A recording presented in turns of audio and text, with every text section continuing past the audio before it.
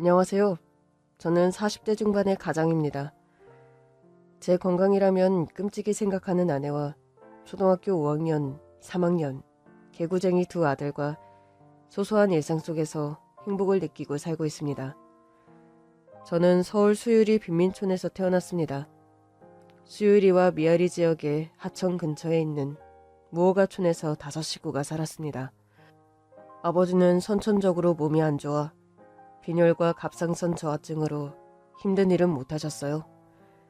아버지는 가난한 형편 탓에 중학교를 졸업한 후에 신문 배달을 하면서 동생들 학비에 보탰습니다. 조금만 무리해도 호흡이 가빠지고 빈혈이 와서 오랫동안 일을 못하고 시간제로 일해야만 했고 그렇다 보니 수입이 많지 않았습니다. 김구나, 너 요즘 배달이 너무 늦는 거 아니야? 고객들 항의가 들어오고 있어. 어떻게 된 거야? 죄송합니다. 최근에 맡은 고객들 집이 언덕 쪽에 있어서 자전거 타고 가는 게 버거워서요. 쉬면서 가다 보니 늦어졌습니다. 다음부턴 이런 일 없도록 하겠습니다. 그렇다고 너 몸 상태도 안 좋은데 너무 무리할 필요는 없어. 너 아픈 거 원래 알았잖아. 너 집안 사정이 워낙 어려워서 뽑은 건데 요즘 신문 보는 집도 점점 줄어들고 나도 힘들단다. 조금만 우리 더 노력하자. 네, 사장님. 항상 제 사정 봐주셔서 정말 감사해요. 19살인 아버지는 체격이 왜소해서 한눈에 보면 중학생 정도로밖에 안 보였습니다. 오늘 오전 배달을 거의 끝내고 언덕 위에 있는 마지막 집만 배달을 끝내면 곧 퇴근이라 서둘렀습니다. 매일 저 언덕과의 싸움이네. 오늘은 잘 오를 수 있을까? 아버지는 힘겹게 자전거를 타고 비탈진 길을 오르고 있었는데요. 점점 온몸에 힘이 들어가면서 식은땀이 주르륵 흐르더니 순간 현기증이 나서 자전거와 함께 바닥으로 쓰러졌습니다. 이때 길 가던 여고생이 급하게 뛰어와 이봐요, 괜찮아요? 여학생이 다급하게 얼굴을 때리자 아버지는 겨우 정신이 들었습니다. 잠깐 제가 기절했나 봐요. 괜찮아요. 아니, 이 몸으로 어디 가려고 자전거를 타는 거예요? 병원에 가야죠. 저 도와주신 거 감사합니다. 가끔 이렇게 쓰러져요. 전 이만 일이 있어서 가볼게요. 다시 한번 감사합니다. 왜 그렇게 자기 몸을 안 챙겨요? 그렇게 쓰러질 정도면 몸이 안 좋은 건데 병원 가는 것보다 더 중요한 일이 뭔데요? 제 건강보다 중요한 건 저희 가족의 생계예요. 전 이만. 아버지는 마지막 배달을 빨리 해야 했기에 서둘러 자전거를 타고 갔습니다. 마지막 배달할 집은 다가구의 반지하집으로 외관상으로 낡고 오래된 집이었어요. 시문이요! 이때 이 집 쪽으로 사람이 걸어오더니 아까 그분 맞죠?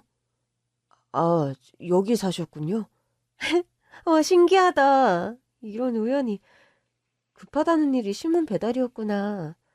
맞네, 급한 일. 저희 고객이었군요. 보니까 고등학생 같은데 몇 학년이에요? 고3이요. 보니까 그쪽도 제 나이 또래 같은데? 맞아요. 19살이에요. 학교 다녔다면 고3이겠네? 나랑 동갑이니까 말 놓을게. 넌 학교 안 다녀? 아까 가족들 생계 때문에 돈 벌어야 된다고 했지? 많이 힘들겠구나. 돈 버는 거 재밌어. 내가 번 돈으로 동생들 좀 더 좋은 환경에서 공부할 수 있으니까. 동생들 뒷바라지하는 게 보람돼. 그렇구나. 나도 비슷해. 우리 집 봐서 잘 알겠지만 반지 앞방 2칸짜리에 5식구가 살고 있어. 가난한 집에서 태어난 이상 난 가난해서 못 벗어날 것 같아. 아무리 대학 가고 공부해봤자 난 가난할 거라는 거지. 그래서 대학 안 가고 공장에 취직하려고. 부모님은 좋아하셔. 내가 돈 번다니까. 너희 집 형편도 어려운가 보구나. 참. 나 빨리 가봐야겠다. 다음에 또 보자. 그래. 몸 조심해. 또 쓰러지지 말고. 알았어. 아버지는 그 여학생과 만나 소개기도 하고 많이 가까워져 연인 사이로 발전했습니다. 여학생은 졸업 후에 공장에 취직했고 가난한 집에서 빨리 탈출하기 위해 아버지와의 결혼을 서둘렀습니다. 두 분 다 집안 형편이 어려워 경제적인 지원을 못 받고 혼인신고만 한 채 수유리 빈민촌 단칸방에서 신혼살림을 차렸습니다. 결혼식도 못 올리고 집도 단칸방이라 당신한테 미안해. 결혼식이 뭐가 중요해? 우리 두 사람 서로 사랑하고 예쁜 아들, 딸 낳고 오래오래 지지고 볶고 같이 있는 게 중요하지. 내가 그때 말했던 것처럼 우리는 둘 다 가난을 되물려 받아서 부자는 되기 어려울 거야. 난 돈보다 당신 건강이 우선이야. 내가 당신하고 결혼 결심한 이유가 뭔지 알아? 당신 병 고쳐주고 싶어서 그랬어. 가족들 위해서 희생만 하지 말고 당신도 보살핌 받을 자격 충분히 많아. 나 같은 남자한테 시집와줘서 정말 고맙다. 앞으로 너 우는 일 없도록 행복하게 해줄게. 비록 부모님은 경제적으로는 넉넉하진 않았지만 동갑내기라 친구처럼 서로 아껴주면서 사랑하는 모습이 정말 보기 좋았습니다. 이듬해 저를 낳고 연년생으로 동생 2명이 생겼습니다. 하지만 막내 동생이 선천적으로 지적장애가 있어 병원 치료를 꾸준히 받아야만 했습니다. 더군다나 아버지 건강도 안 좋아져서 동네 마트에서 배달 일을 하면서 틈틈이 병원을 다녔습니다. 하지만 병원에서도 딱히 치료 방법이 없어 약을 꾸준히 먹는 수밖에 없다고 합니다.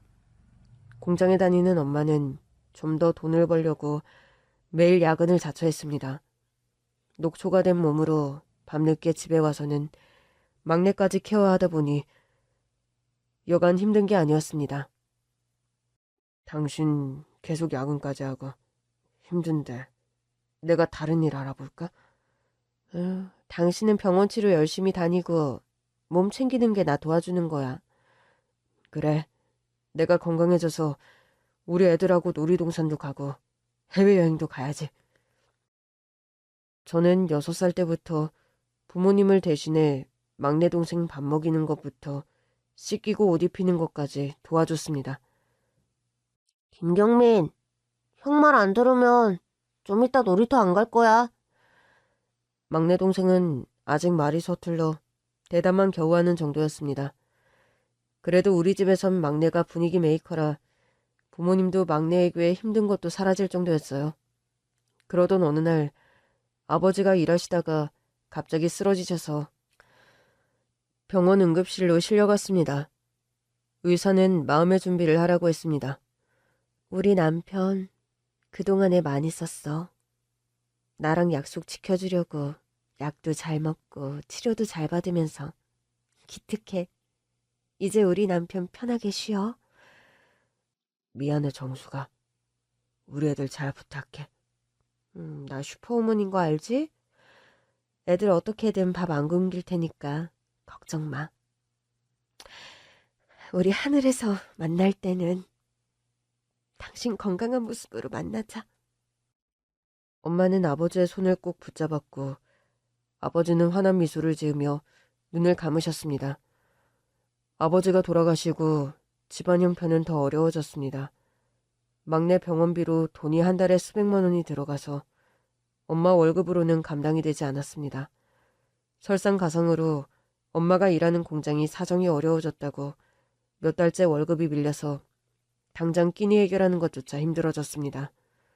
쌀은 바닥이 나고 두 동생들은 배고프다고 매일 울었습니다. 엄마는 빈병과 신문지를 모아서 슈퍼에 가서 아주머니, 이걸로 밀가루 1개랑 교환할 수 있을까요? 이걸로 얼추 가격이 맞겠네. 그나저나 훈이 엄마, 사정 닦여서 어째. 에휴. 월급이라도 나오면 다행인데 저도 답답하네요. 곧 좋아지겠죠. 엄마는 빈병들을 모아서 바꾼 밀가루로 수제비를 해줍니다. 쌀이 없어서 매일 수제비를 먹어야 했습니다. 오늘도 수제비야? 나 밥 먹고 싶어. 경희야, 집에 쌀이 없어서 엄마가 밥을 할 수 없어. 오빠가 나중에 돈 많이 벌면 우리 경희, 경민이 쌀밥 원 없이 먹게 해줄게. 오늘은 우리 수제비 맛있게 먹자. 그래, 엄마 곧 돈 많이 벌 거니까 조금만 참자. 자, 많이들 먹어. 저희들 그릇엔 수제비를 듬뿍 담아주면서 정작 엄마는 국물만 드시더라고요. 엄만 왜 수제비 안 먹어? 아, 엄마는 배불러. 너희들 많이 먹어. 모자라면 더 있으니까 많이 먹어야 돼. 아, 우리 경민이 잘 먹네. 밀가루 한 개를 사서 몇 끼니를 해결해서 아끼다 보니 엄마는 안 드신다는 걸 알았습니다. 결국 그 공장은 밀린 월급도 안 준 채 폐업을 했습니다. 몇 달째 일한 돈을 한 푼도 못 받은 채 직원들은 사장을 고소했지만 사장은 돈 없으니 마음대로 하라고 아나무인이었습니다. 엄마는 당장 일자리를 찾아다녔고 다행히 동네 지인을 통해서 건물 청소부 일을 시작하게 됐습니다. 훈아, 엄마 다행히 청소부 일하게 됐어. 새벽 5시에 출근해야 돼서 훈이 너가 동생들 깨우고 씻기고 해야 되는데 할 수 있지? 그리고 막내 기저귀 갈아주는 것도 잊지 말고. 응, 엄마. 경희, 경민이 내가 챙길게. 엄마 취직해서 다행이다. 그래, 엄마 열심히 일할 테니까 우리 훈이가 엄마 많이 도와줘. 알았어. 내가 엄마 많이 도와줄 거야. 새벽부터 저녁까지 청소 일을 하는 엄마를 대신해 전 하루 종일 동생들을 돌봤습니다. 엄마가 새벽에 일어나서 만들어주신 수제비와 김치로 밥상을 차렸습니다. 이제는 동생들도 엄마가 고생하는 걸 아는지 투정 안 부리고 고분고분 잘 먹었습니다. 근데 수제비 양이 적어서 저도 언젠가부터는 엄마처럼 국물만 먹게 되었고 동생들이 안 볼 때 수돗물로 배를 채웠습니다. 학교에서는 전 조용하고 거의 혼자 지내는 편이었습니다. 친구들과 어울리다 보면 뭐 먹으러 가거나 오락실 가고 만화방 가면 돈 써야 되니까 아예 어울리지를 않았던 겁니다. 그러다 보니 친구들은 대놓고 저를 거지라고 놀리기 시작했습니다. 야, 거지 김은, 너 점심시간에 수돗물 먹더라. 그걸로 배 채우는 거지? 너는 막 청소를 하며 길거리 쓰레기 치우고. 진짜 거지 많네. 야, 지들이 뭘 한다고 함부로 말해. 우리 거지 아니야. 우리 엄마 청소해라는 게 뭐 어때서 그래. 직업에 귀천이 어딨어. 열심히 일해서 우리들 먹여 살리는 훌륭하신 분이야. 너 다시 한번 거지라고 하면 나 가만 안 둬? 저는 친구들 멱살을 잡으며 겁을 줬고 다행히 그 이후로 친구들은 놀리진 않았습니다. 초등학교 다니는 동안 전 청소부집 아들이라고 별명이 붙으며 전교생이 절 대놓고 따돌렸고 너무 속상해서 학교 운동장 구석에서 우는 날이 많았습니다. 오늘은 동네에 있는 병원에서 막내 약을 받으러 가야 해서 두 동생들 손을 잡고 밖으로 나갔습니다. 경희, 경민이 손 붙잡고 절대 놓치면 안 돼? 특히 경민이는 돌발 행동을 자주 하기 때문에 손수건으로 손목을 묶어야 하거든요. 손만 잡고 가다가 몇 번 놓친 적이 많아서 한참을 찾아다녔던 적이 많아서 엄마가 꼭 손수건으로 묶고 다니라고 당부했거든요. 길을 걷고 있는데 갑자기 경민이가 가만히 서 있길래 봤더니 분식집 앞에서 파는 떡볶이였습니다. 경민아, 안 돼. 그건 돈 주고 사 먹는 거야. 우린 돈 없어서 못 먹어. 빨리 병원 가자. 하지만 동생은 막무가내로 손으로 떡볶이를 집으려고 해서 야! 안 된다고 형이 말했잖아! 화가 나서 전 고함을 쳤고 동생은 엉엉 울음을 터뜨렸습니다. 그 소리에 분식집 사장 아주머니가 나오며 아유, 왜 동생을 울리고 그래? 아가, 그만 울어. 떡볶이 먹고 싶어? 그 소리에 동생은 고개를 끄덕이며 울음을 그쳤습니다. 자, 이거 아줌마가 공짜로 주는 거니까 저기 앉아서 천천히 먹어. 엄마가 아무한테도 신세지지 말라고 했는데. 어린애가 어른스럽네. 괜찮아. 떡볶이는 비싼 거 아니니까 신세지는 거 아니야. 엄마도 이해해 주실 거야. 감사합니다. 두 동생은 허겁지겁 떡볶이를 먹었고 사장님은 이걸 보면서 눈물을 훔쳤습니다. 아유, 얼마나 배가 고팠으면. 부모님은 뭐 하시니? 아빠는 하늘나라에 계시고 엄마는 청소부 일하세요. 아유, 아직 어린애들인데 엄마가 고생이 많으시겠구나. 돈도 많이 들어갈 거고. 오늘처럼 배고플 때 언제든지 아줌마 가게로 찾아와. 그래도 돼요? 그럼. 아줌마도 이 장사하기 전까지 돈이 없어서 우리의 밥도 제대로 못 먹일 정도로 어려웠었어. 너희들 보니까 우리의 생각나서 그런 거니까 부담 갖지 말고 와. 참, 이름이 뭐니? 김은이라고 합니다. 여동생은 김경희, 막내는 김경민인데 몸이 좀 아파요. 그렇구나. 이렇게 셋이 손 꼭 붙잡고 다니는 게 참 보기 좋네. 저희 이제 가야 돼요. 아줌마, 잘 먹었습니다. 그래, 이 동네 사는 것 같으니까 오며 가며 들려. 처음 본 저희에게 공짜로 떡볶이를 주시던 사장님이 정말 고마웠습니다. 하지만 엄마에게는 비밀로 하기로 했습니다. 아무리 가난해도 남의 도움 받지 말라고 평소에 말씀을 많이 해서 엄마가 아시면 화낼 것 같았거든요. 엄마는 점심시간에 다들 식당으로 가지만 혼자 도시락을 먹었습니다. 허씨, 도시락도 보니까 감자에 김치만 있던데 그거 먹고 괜찮아? 아, 우리 일이 몸 쓰는 일인데 금방 허기질 텐데. 저 괜찮아요. 이거 먹어도 배부른걸요. 요즘이 6.25 때도 아니고 요새 쌀밥 못 먹는 집이 어딨어. 허씨 보면 딱해. 월급은 고스란히 동생 병원비, 생전에 아버지 병원 치료와 생활비로 지인들에게 빌렸던 빚을 갚아야 하기 때문에 늘 적자였습니다. 저는 초등학교에 입학했고 그 분식집이 학교 앞이라 수업을 마치면 매일 들렀습니다. 아줌마, 안녕하세요. 훈이 언니, 배고프지? 어여 아줌마가 김밥이랑 떡볶이 맛있게 만들어줄게. 네, 고맙습니다. 아줌마가 내 밥은 꼭 챙겨주고 싶다고 하셔서 저도 아줌마의 성의를 거절하지 않았습니다. 어때? 맛있니? 많이 먹어.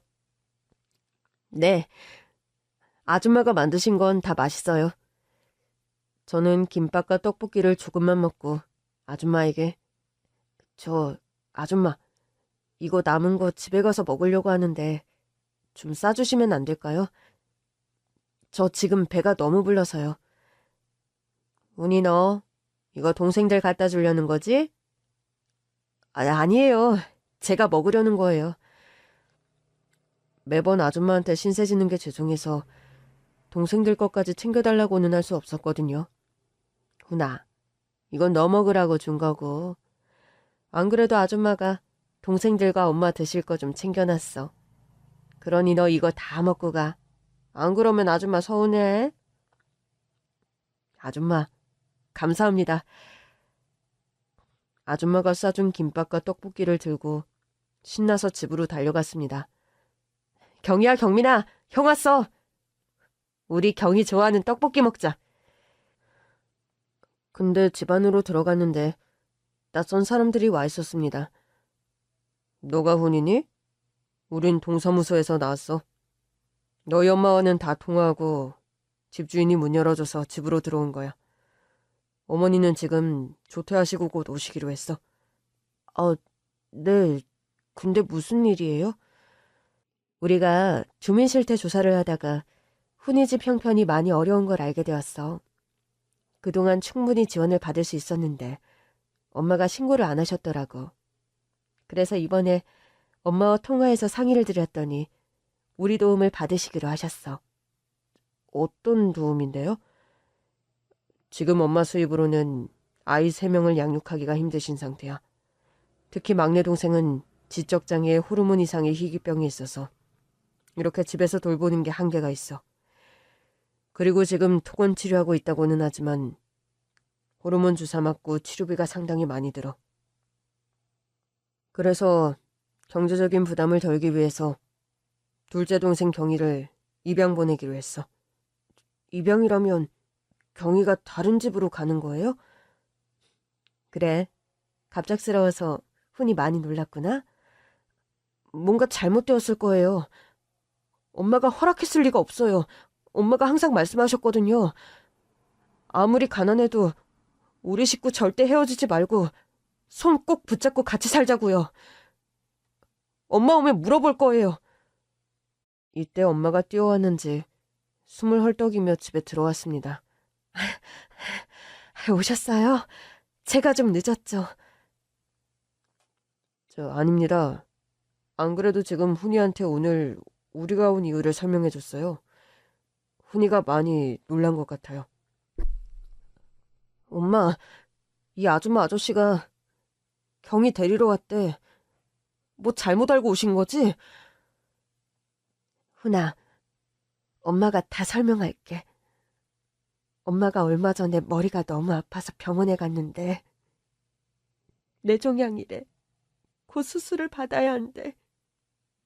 근데 수술을 받아도 괜찮아질지는 아무도 알 수가 없대. 어떤 사람은 수술 받고 얼마 후에 잘못될 수도 있고 완치될지는 장담할 수가 없다고 하더라. 혹시나 엄마 떠나고 나면 우리 사랑하는 훈이, 경이, 경민이 뿔뿔이 흩어질 것 같아서 엄마가 너무 겁이 났어. 지금 이렇게 같이 사는 게 너희들을 더 불행하게 하는 게 아닌가. 너희들 행복을 뺏는다는 생각이 들었어. 쌀밥도 제대로 못 먹고 과자 하나 못 사 먹고 엄마가 너희들한테 너무 미안해.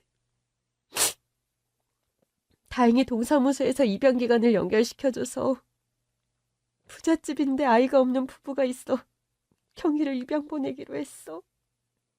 그 집 가면 경희 맛있는 거 배부르게 먹고 공부도 많이 시켜준다고 하셨어.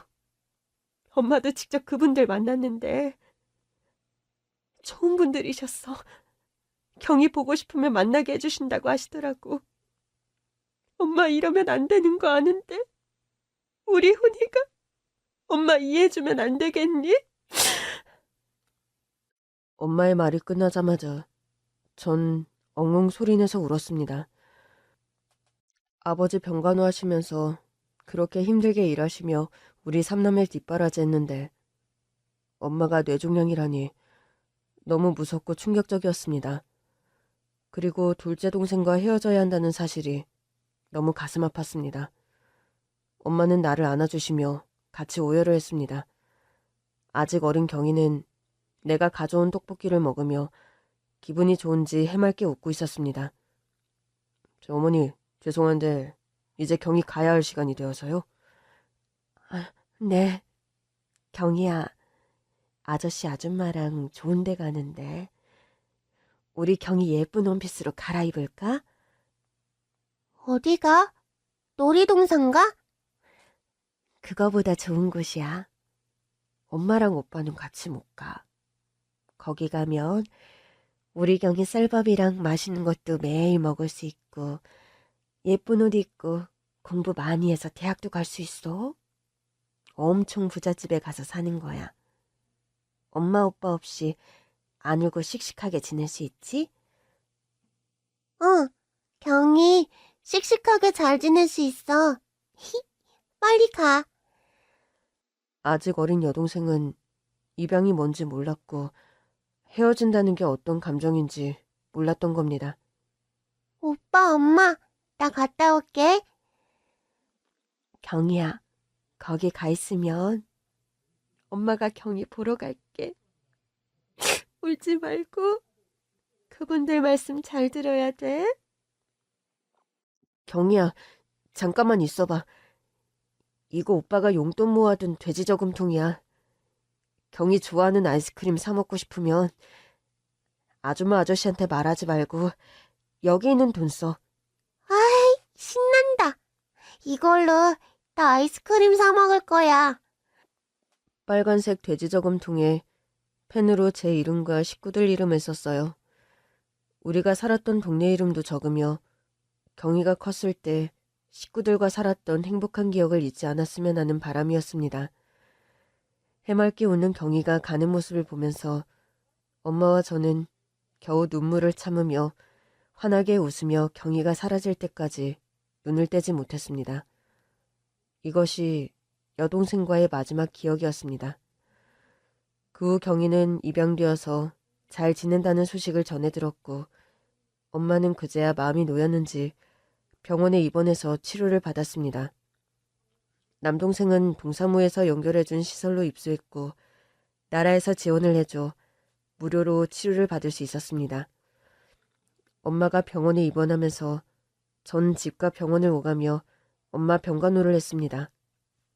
훈아, 엄마가 너 볼 면목이었구나. 엄마, 그런 소리 하지 말고 얼른 나. 그래서 경희랑 경민이 만나러 가야지. 그래. 엄마 치료 잘 받아서 빨리 나을게. 텅 빈 집에 혼자 가기 싫어서 전 분식집에 더 자주 들렀습니다. 훈이 왔니? 아, 왜 그렇게 어깨가 축 처졌어? 엄마 병원 갔다 오는 길이구나? 네. 엄마 얼굴이 많이 아파 보여서 속상해요. 아휴, 병원에 있으신 지가 꽤 오래되었는데. 참, 배고프겠다. 오늘은 아줌마랑 같이 김치찌개에서 같이 밥 먹자. 아줌마가 해주시던 음식은 항상 따뜻했고 사랑이 가득했습니다. 그걸 먹고 나면 마음이 배부르다는 느낌이었거든요. 그 느낌을 어떻게 설명하는지는 모르겠지만 마음이 꽉 차고 따뜻해졌습니다. 제가 초등학교 6학년이 될 때까지 제 끼니를 챙겨줄 뿐만 아니라 제 든든한 울타리가 되어주시던 아주머니는 집에 갑자기 일이 생겼다면서 분식집을 정리하고 다른 곳으로 이사를 가셨습니다. 곧 다시 연락하겠다고 하셨는데 그 이후로 소식이 끊겼습니다. 중학생이 된 저는 엄마 병원비를 벌기 위해 아침에 우유 배달을 했습니다. 새벽에 배달을 하고 등교를 하고 학교 마치면 또 배달을 했어요. 우유 배달을 하게 된 건 우유를 마음껏 먹을 수 있어서 그걸로 세 끼를 해결할 수 있었기 때문이었습니다. 저녁에는 크림빵 하나를 사서 우유랑 먹으면 이보다 행복할 수가 없었습니다. 그리고 주말마다 전 딸기우유, 초코우유, 바나나우유에 빵을 사서 남동생이 있는 시설로 찾아갔습니다. 경민아, 형 왔어. 경민이 얼굴에 살 붙었네. 밥 잘 먹고 잘 지내고 있나 봐? 응, 경민이 밥 많이 먹어. 그럼 밥 많이 먹어야 건강하고 앞으로 훌륭한 사람 되는 거야. 이거 경민이 좋아하는 우유 가져왔어. 종류별로 천천히 먹어. 이거 한꺼번에 먹으면 배탈 난다. 큰일 나? 응, 바나나 우유는 아침에 먹고, 딸기 우유는 점심 때 먹고, 초코 우유는 저녁에 먹을게. 우와, 경민이 똑똑해졌네. 아침, 점심, 저녁이 무슨 뜻인지 알아? 나 바보 아니야.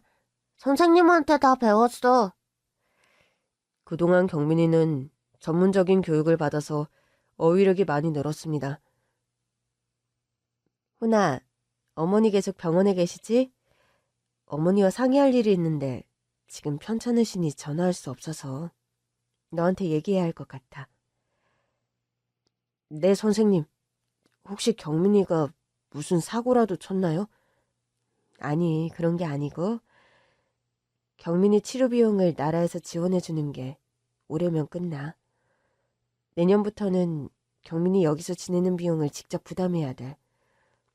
지금 어머니 상황이 경민이를 돌볼 수 있는 것도 아니고 퇴소하는 것보다는 경민이 여기서 지내는 게 나을 것 같은데.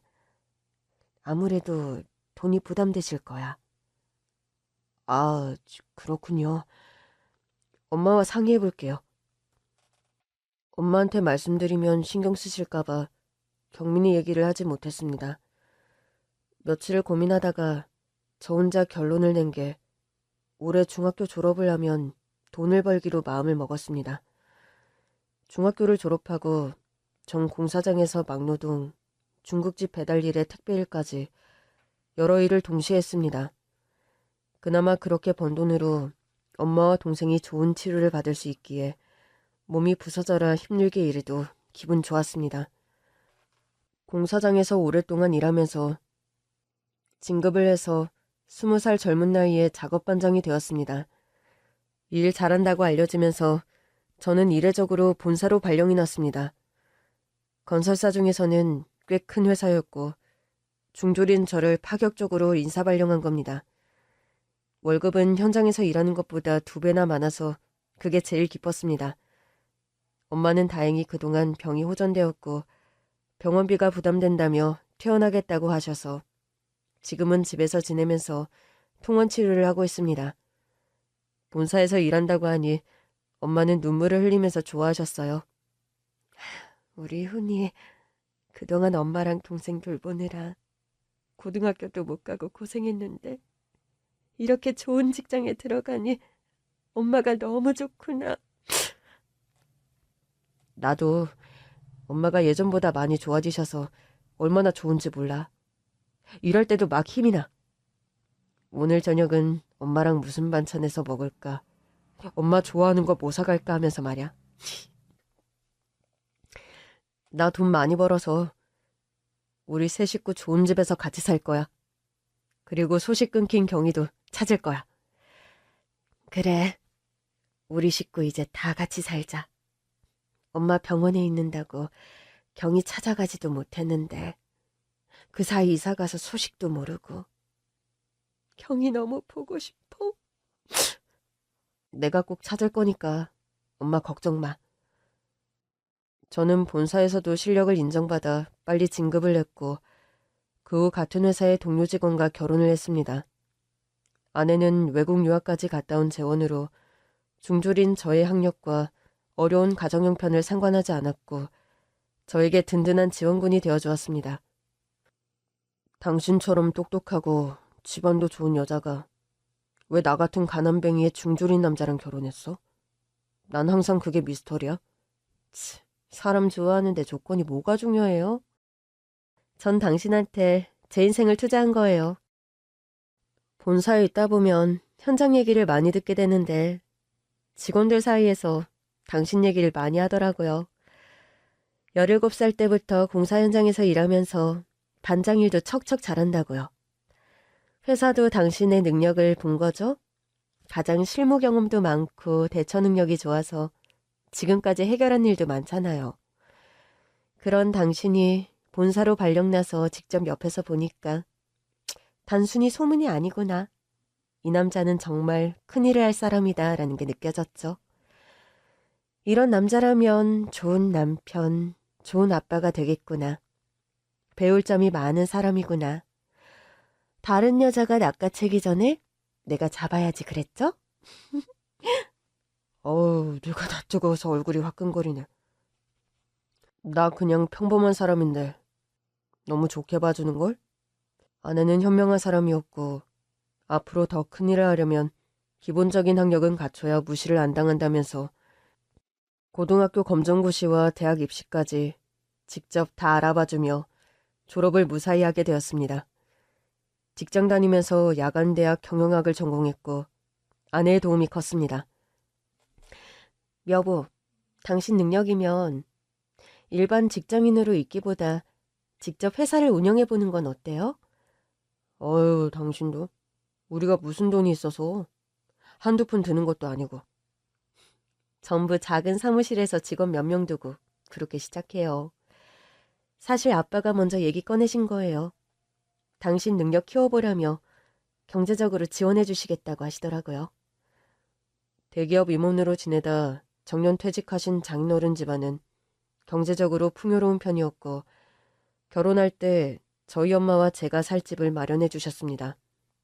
장인어른의 사업 권유는 솔깃한 제안이었고 저도 사실 제 사업을 하고 싶다는 생각은 오래전부터 했었습니다. 처가의 도움으로 건설사 회사를 운영하게 됐습니다. 장인어른은 사업 자금을 주면서 부담 없이 쓰라고 했지만 저는 이 큰 돈을 덥석 받을 수 없었고 곧 갚겠다는 약속을 하며 융통했습니다. 배고파 수돗물로 배 채우던 내가 고생한 끝에 건실한 기업 오너가 되었던 겁니다. 처음엔 저와 직원 3명이 20평도 안 되는 작은 사무실에서 시작했고 점차 입소문이 나면서 의뢰가 많이 들어오면서 회사는 점점 확장했습니다. 그러면서 회사 사옥 빌딩까지 짓게 되었고 직원은 1000여 명으로 늘어났습니다. 저는 오너지만 현장에서 일하던 습관이 아직도 남아 수시로 지방도 마다하지 않고 건설 중인 현장 방문을 직접 하곤 했습니다. 대표님 오셨습니까? 아니 멀리까지 오시느라 고생하셨습니다. 다들 이 더운 날 현장에서 일하시기 고생 많으십니다. 오늘 복날이라 제가 삼계탕집 예약을 했으니까 마음껏 드시고 오늘은 쉬엄쉬엄 일하십시오. 특히 일하실 때 안전사고 정말 조심하시고요. 아유, 저 감사합니다. 늘 인부들 신경 써주셔서 저희가 몸둘 바를 모르겠네요. 저희 회사를 위해 일해주시는 고마우신 분들인데 당연히 신경 써야죠. 자, 지금 일손 놓으시고 삼계탕 먹으러 갑시다. 전 최대한 작업 인부들의 고충을 덜어주고 어려움은 없는지 현장에서 얘기를 많이 들어주는 편이었습니다. 그리고 고등학생, 대학생 자녀를 둔 직원들은 학자금을 지원해주고 지방 경조사에는 보너스도 제공했습니다. 그러다 보니 인부들의 근속 기간이 길어지고 회사에 대한 자긍심도 높아졌습니다. 여러분, 쥐꼬리만한 월급에 일만 많이 시키니 다들 불만 많으시죠? 저도 웬만하면 돈 팍팍 올려주고 싶은데 그렇게 돈 올려주다간 회사 망해요. 회사가 건실해야 여러분도 있는 거 아닙니까? 저는 최대한 회사가 어렵지 않게 잘 운영하면서 여러분들의 복지에도 신경을 쓸 겁니다. 여러분이 없으면 또 회사도 없는 거니까요. 대표님 앞에라 하는 얘기가 아니라 우리 회사처럼 복지 좋은 회사가 어디 있어요? 우리 딸내미 대학 입학했다고 1년치 등록금을 주시고 김씨 장모님 암 수술하실 때 병원비도 부담해 주셨잖아요. 이건 회사가 아니라 자선사업인 거죠. 이렇게 잘해주시는데 저희가 당연히 회사를 위해 열심히 일해야죠. 저희들 늘 회장님께 감사하면서 일하고 있습니다. 그런 얘기를 들으니 제가 잘 살고 있구나. 기분이 좋은걸요? 저희는 한 배를 탔으니까 한 가족처럼 잘해봅시다. 전국을 다니며 현장 인부들을 독려해주며 밥 한 끼 같이 먹으며 격이 없이 현장의 소리를 듣고 개선을 하면서 회사는 더 성장해 나갔습니다. 어느 날 출근 중 네가 이 회사 대표냐? 우리 손자 살려내라! 하며 내게 다가오는 할머니를 경호원이 제지했습니다. 아우성치는 할머니 모습을 본 순간 달려가 끌어안고 통곡을 했습니다. 영문을 모르는 할머니는 당신이 회사 대표군. 근데 지금 뭐 하는 거야?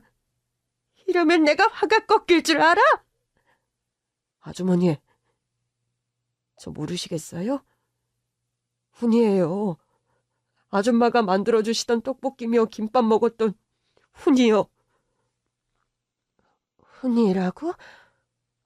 아유, 맞네. 눈 밑에 점도 그대로고 어릴 때 얼굴이 남아있어. 아유, 우리 훈이를 여기서 만나다니. 아유, 훈아. 할머니는 이제야 저를 알아보셨습니다.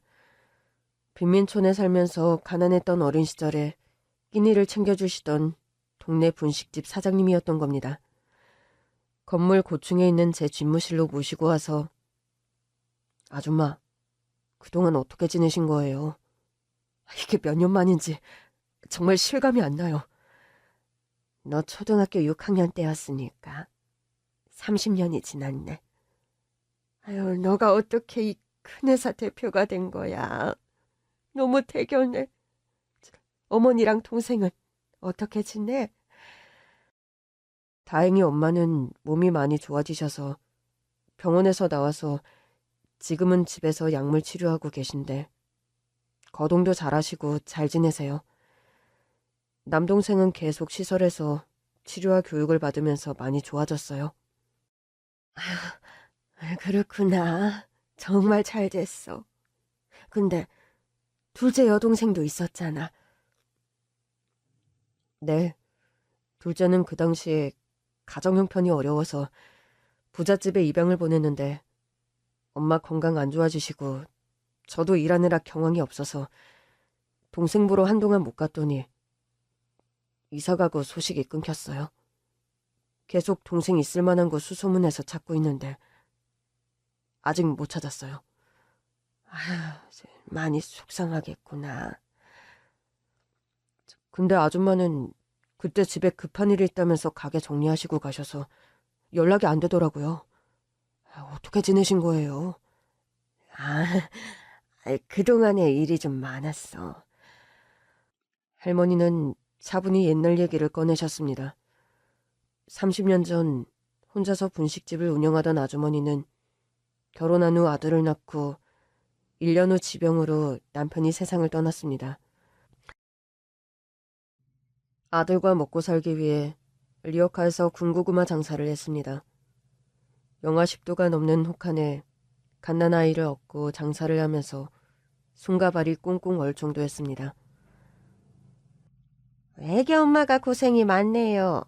이 고구마 다 주세요. 그리고 얼른 따뜻한 데로 들어가세요. 애기 감기 걸리겠어요. 아, 감사합니다. 선생님 덕분에 오늘 우리 애기 분유 먹일 수 있게 됐어요. 손님들은 아이가 불쌍해서 일부러 고구마를 사줬고 근근히 생활을 할 수 있었습니다. 군고구마 장사를 하면서 모은 돈으로 리어카를 사서 동네마다 다니며 채소와 과일을 팔았습니다. 자, 신선한 채소 구경하고 가세요. 새벽에 밭에서 직접 딴 거라 맛도 좋고 가격도 마트보다 훨씬 싸요. 많이 사면 덤으로도 줘요. 장사 수완이 좋았던 아주머니는 조금씩 돈을 모을 수 있었고 단칸방에서 방 2칸짜리 집으로 이사를 갔습니다. 아들은 어릴 때 아주머니 리어카를 밀어주고 아주머니 장사하는 걸 따라다녔는데요. 그러던 어느 날 사춘기에 접어든 아들은 채소 장사를 하는 엄마를 친구들과 지나가다 길가에서 우연히 마주쳤습니다. 민규야, 학교 마치고 오는 길이니? 얘들아, 내가 떡볶이 쏠 테니까 먹으러 가자. 아들은 엄마를 부끄러워했어요. 안녕하세요. 저희 민규 같은 반 친구예요. 그래, 다들 민규랑 친하게 잘 지내. 이걸로 맛있는 거 사 먹어. 네, 감사합니다. 아들은 엄마가 건네준 10,000원짜리를 고개를 푹 숙이며 받아서는 도망치듯 뛰어갔습니다. 그 이후로 아줌마 아들은 반항적으로 변해서 나쁜 친구들과 어울려 다니며 사고를 치며 다녔습니다. 결국 고등학교 때 퇴학을 당한 후 가출을 했고 그 이후로 아들 소식을 들을 수 없었습니다. 그렇게 소식을 모른 채 살면서 아줌마는 그동안 장사하면서 적금 든 돈으로 작은 분식집을 인수하게 되었습니다. 평생 아들만 그리며 가슴에 못이 박힌 채 힘들게 지내던 터에 어린 저를 만나면서 아들 생각을 하며 눈시울을 적셨던 겁니다. 그래서 더 저한테 잘해주셨고 가족 없이 혼자 지내며 외로웠던 아줌마는 저를 통해 위로를 얻었던 겁니다. 그러던 어느 날 아주머니에게 갑자기 전화 한 통이 걸려왔고 찾아간 곳은 산부인과 병원이었습니다. 거기에는 집 나갔던 아들이 있었던 겁니다. 너 민규 맞니? 우리 아들 맞지? 엄마 잘 지냈어? 아픈 데는 없어? 엄만 잘 지내. 넌 어떻게 지냈어? 난 그냥저냥 지냈어.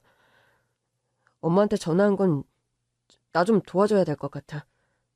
여자친구가 아이를 낳았는데 우리 아직 돈도 없고 애 키울 형편이 안 돼. 엄마가 맡아줘. 그래, 걱정 마. 같이 살면서 너희들은 맞벌이로 일하면 엄마가 아이 봐줄게. 아니, 이제 나 결혼 같은 거 안 해. 갑자기 아이가 생긴 거고 난 필리핀에 돈 벌러 갈 거야. 아는 형님이 거기서 수산업을 하는데 도와줄 사람이 필요하다고 해서. 그럼 애기 엄마는 어떡하려고? 나 좋다고 쫓아다녔던 애였는데 그래도 착한 애야. 나 때문에 인생 망치게 할 수는 없으니까 다른 남자 만나서 결혼하라고 잘 타일렀어. 아이는 내가 애 아빠니까 책임지겠다고 하니까 펑펑 울더라고. 엄마, 그래서 말인데 저 애가 고아라 가족이 없어. 혼자 먹고 살 수 있게 돈이라도 주고 싶은데 내가 지금 빈털털이라 엄마가 돈 좀 줬으면 해서. 그래, 돈 걱정은 마. 가게 내놓으면 되니까 조만간에 통장으로 붙여줄게. 그렇게 갑자기 연락 온 아들을 위해 분식집 한 돈을 주고 아주머니는 고향 시골로 내려가서 혼자 어렵게 손자를 키웠습니다. 필리핀에 가서 큰 돈 벌면 아주머니에게 받은 돈 몇 배로 갚아주겠다고 갔던 아들은 배사고로 세상을 떠났습니다. 아들을 잃은 슬픔에 한동안 식음을 전폐하던 아주머니는 그래도 손자 생각에 기운을 차릴 수 있었습니다. 할머니는 밭에서 일한 일당으로 손자와 근근히 생계를 이어갔고 가난한 형편에 손자는 고등학교를 졸업하고 지역의 목재 공장에 취직했습니다. 할머니에겐 유일한 혈육이며 부모 없는 불쌍한 아이라 금이야 오기야 사랑으로 키운 귀한 손자였던 겁니다. 아주머니, 그동안 많이 힘드셨군요. 근데 아까 저한테 고함 지르면서 항의하시던 손자 얘기는 뭔가요? 우리 손자가 목재 공장에서 일하는데 이 회사에 물건을 대주는 하청업체라고 하더라고. 근데 이 회사에서 납기일 내에 빨리 목재를 납품하라고 재촉하는 바람에 우리 손자가 몇 날 며칠 밤샘 근무하다가 새벽 작업 중에 목재 컨베이어가 고장이 나면서 손자 머리에 떨어져서 지금 의식불명이라고. 네? 그게 언제 일인데요? 벌써 일주일 전이나 됐는데 이 회사에서 아무 조치를 안 해주는 거야. 내가 하도 답답해서 새벽 기차 타고 서울로 올라온 거 아니야.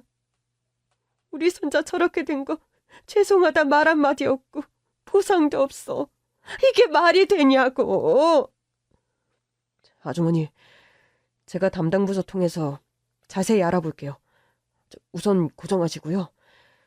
새벽에 올라오시느라 힘드실 테니 제가 호텔 잡아놓을 테니까 식사하시고 조금 쉬시고 계세요. 그래, 훈아. 너만 믿는다. 우리 손자 꼭 좀 살려줘. 전 비서에게 연락해서 최고급 호텔을 예약하라고 했고 기사 딸린 차로 할머니를 호텔까지 모시게 했습니다. 전 담당 부서 팀장을 불렀습니다. 아까 그 일에 대해 묻고 싶은데요. 다친 직원 보호자분 얘기로는 우리 회사가 보상이며 사과조차 안 해서 화가 많이 나셨던데요. 이게 어떻게 된 일이죠? 대표님, 사실 그 회사는 저희 회사에 자재를 납품해주는 건 맞지만 그 업체 내부에서 일어난 사고가 저희 납품기일을 맞추기 위해 무리하게 일하면서 당한 사고로 직접적인 연관성이 없습니다. 이건 회사 고문 변호사를 통해서 확인한 사항입니다. 결론은 저희 회사는 법적으로 아무런 배상 책임이 없다는 겁니다. 박 팀장, 세상이 법으로만 살 수 있는 게 아닙니다. 어쨌거나 우리 회사를 위해 밤샘 작업하면서 힘들게 일한 사람이 사고를 당해서 의식불명이 된 겁니다. 도의적인 책임은 분명히 있습니다. 아니, 그걸 떠나서 그런 일이 있다면 사과 한마디는 해야 하지 않습니까? 어떻게 저 나이 드신 어르신이 지방에서 이 먼 서울까지 발걸음을 하게 하며 경비원한테 제지당하고 그런 취급을 당해야 하는 겁니까? 제 말이 틀립니까? 죄송합니다. 제가 일 처리를 잘 못해서 대표님까지 신경 쓰게 해드린 것 같네요. 이번 일뿐만 아니라 앞으로도 하청업체 안전까지 꼼꼼하게 챙기시고 꼭 합당한 보상을 하도록 하세요. 그건 우리 회사 규칙이라는 거 절대 잊지 마세요. 그만 일 보세요. 저는 할머니가 머물고 있는 호텔로 가서 아줌마, 푹 쉬셨어요? 훈아, 어떻게 됐어? 우리 손자 살 수 있는 거지? 아줌마, 제가 이 회사 대표예요. 아무 걱정 마세요. 담당자와 얘기했고 제가 직접 일 처리하기로 했어요. 좀 쉬셨으면 지금 손자분 있는 병원으로 같이 가시죠. 아줌마 사시는 곳이 어디라고 하셨죠? 창원이야. 거기가 내 고향이거든. 저는 할머니를 모시고 차로 창원으로 갔습니다. 중환자실에 누워있는 손자를 보고 할머니는 오열을 했습니다. 저는 담당이를 만나서 환자 상태에 대해 물어보니 지금 환자 상태로 봐서는 저희 병원보다 정밀 뇌기계가 있는 전문 병원으로 옮겨야 합니다. 뇌에 큰 충격을 받아서 뇌신경을 자극했을 수 있습니다. 저희 병원 장비로는 그 원인을 찾아낼 수가 없거든요. 서울에 있는 뇌혈관 질환 전문 병원으로 즉시 옮겨서 수술 받아야 합니다. 네, 그럼 선생님이 그 병원에 연락을 취해 주시겠습니까? 비용은 신경 쓰지 마시고 최고 전문의로 소개 부탁드리겠습니다. 수술 및 담당 의사 전원에게는 저희 회사에서 개인당 억대 비용을 지불해 드린다고도 전달해 주세요. 네? 아니 그 정도까지 안 하셔도 되는데. 아닙니다. 저분은 제 도움을 받아도 충분히 되는 소중한 분이시니 정말 잘 부탁드립니다. 이동은 제 개인 전용 헬기로 이동하겠습니다. 의사와 면담을 끝내고 할머니에게 자초지종을 설명드린 후 제 전용 헬기로 손자를 태우고 창원에서 서울에 있는 병원으로 이송했습니다. 병원에 도착하자마자 전문 의료진이 꾸려졌고 자칫 생명이 위태로울 수 있는 위험한 수술이라 이 분야의 최고 권위자이신 의사들도 긴장을 하셨습니다.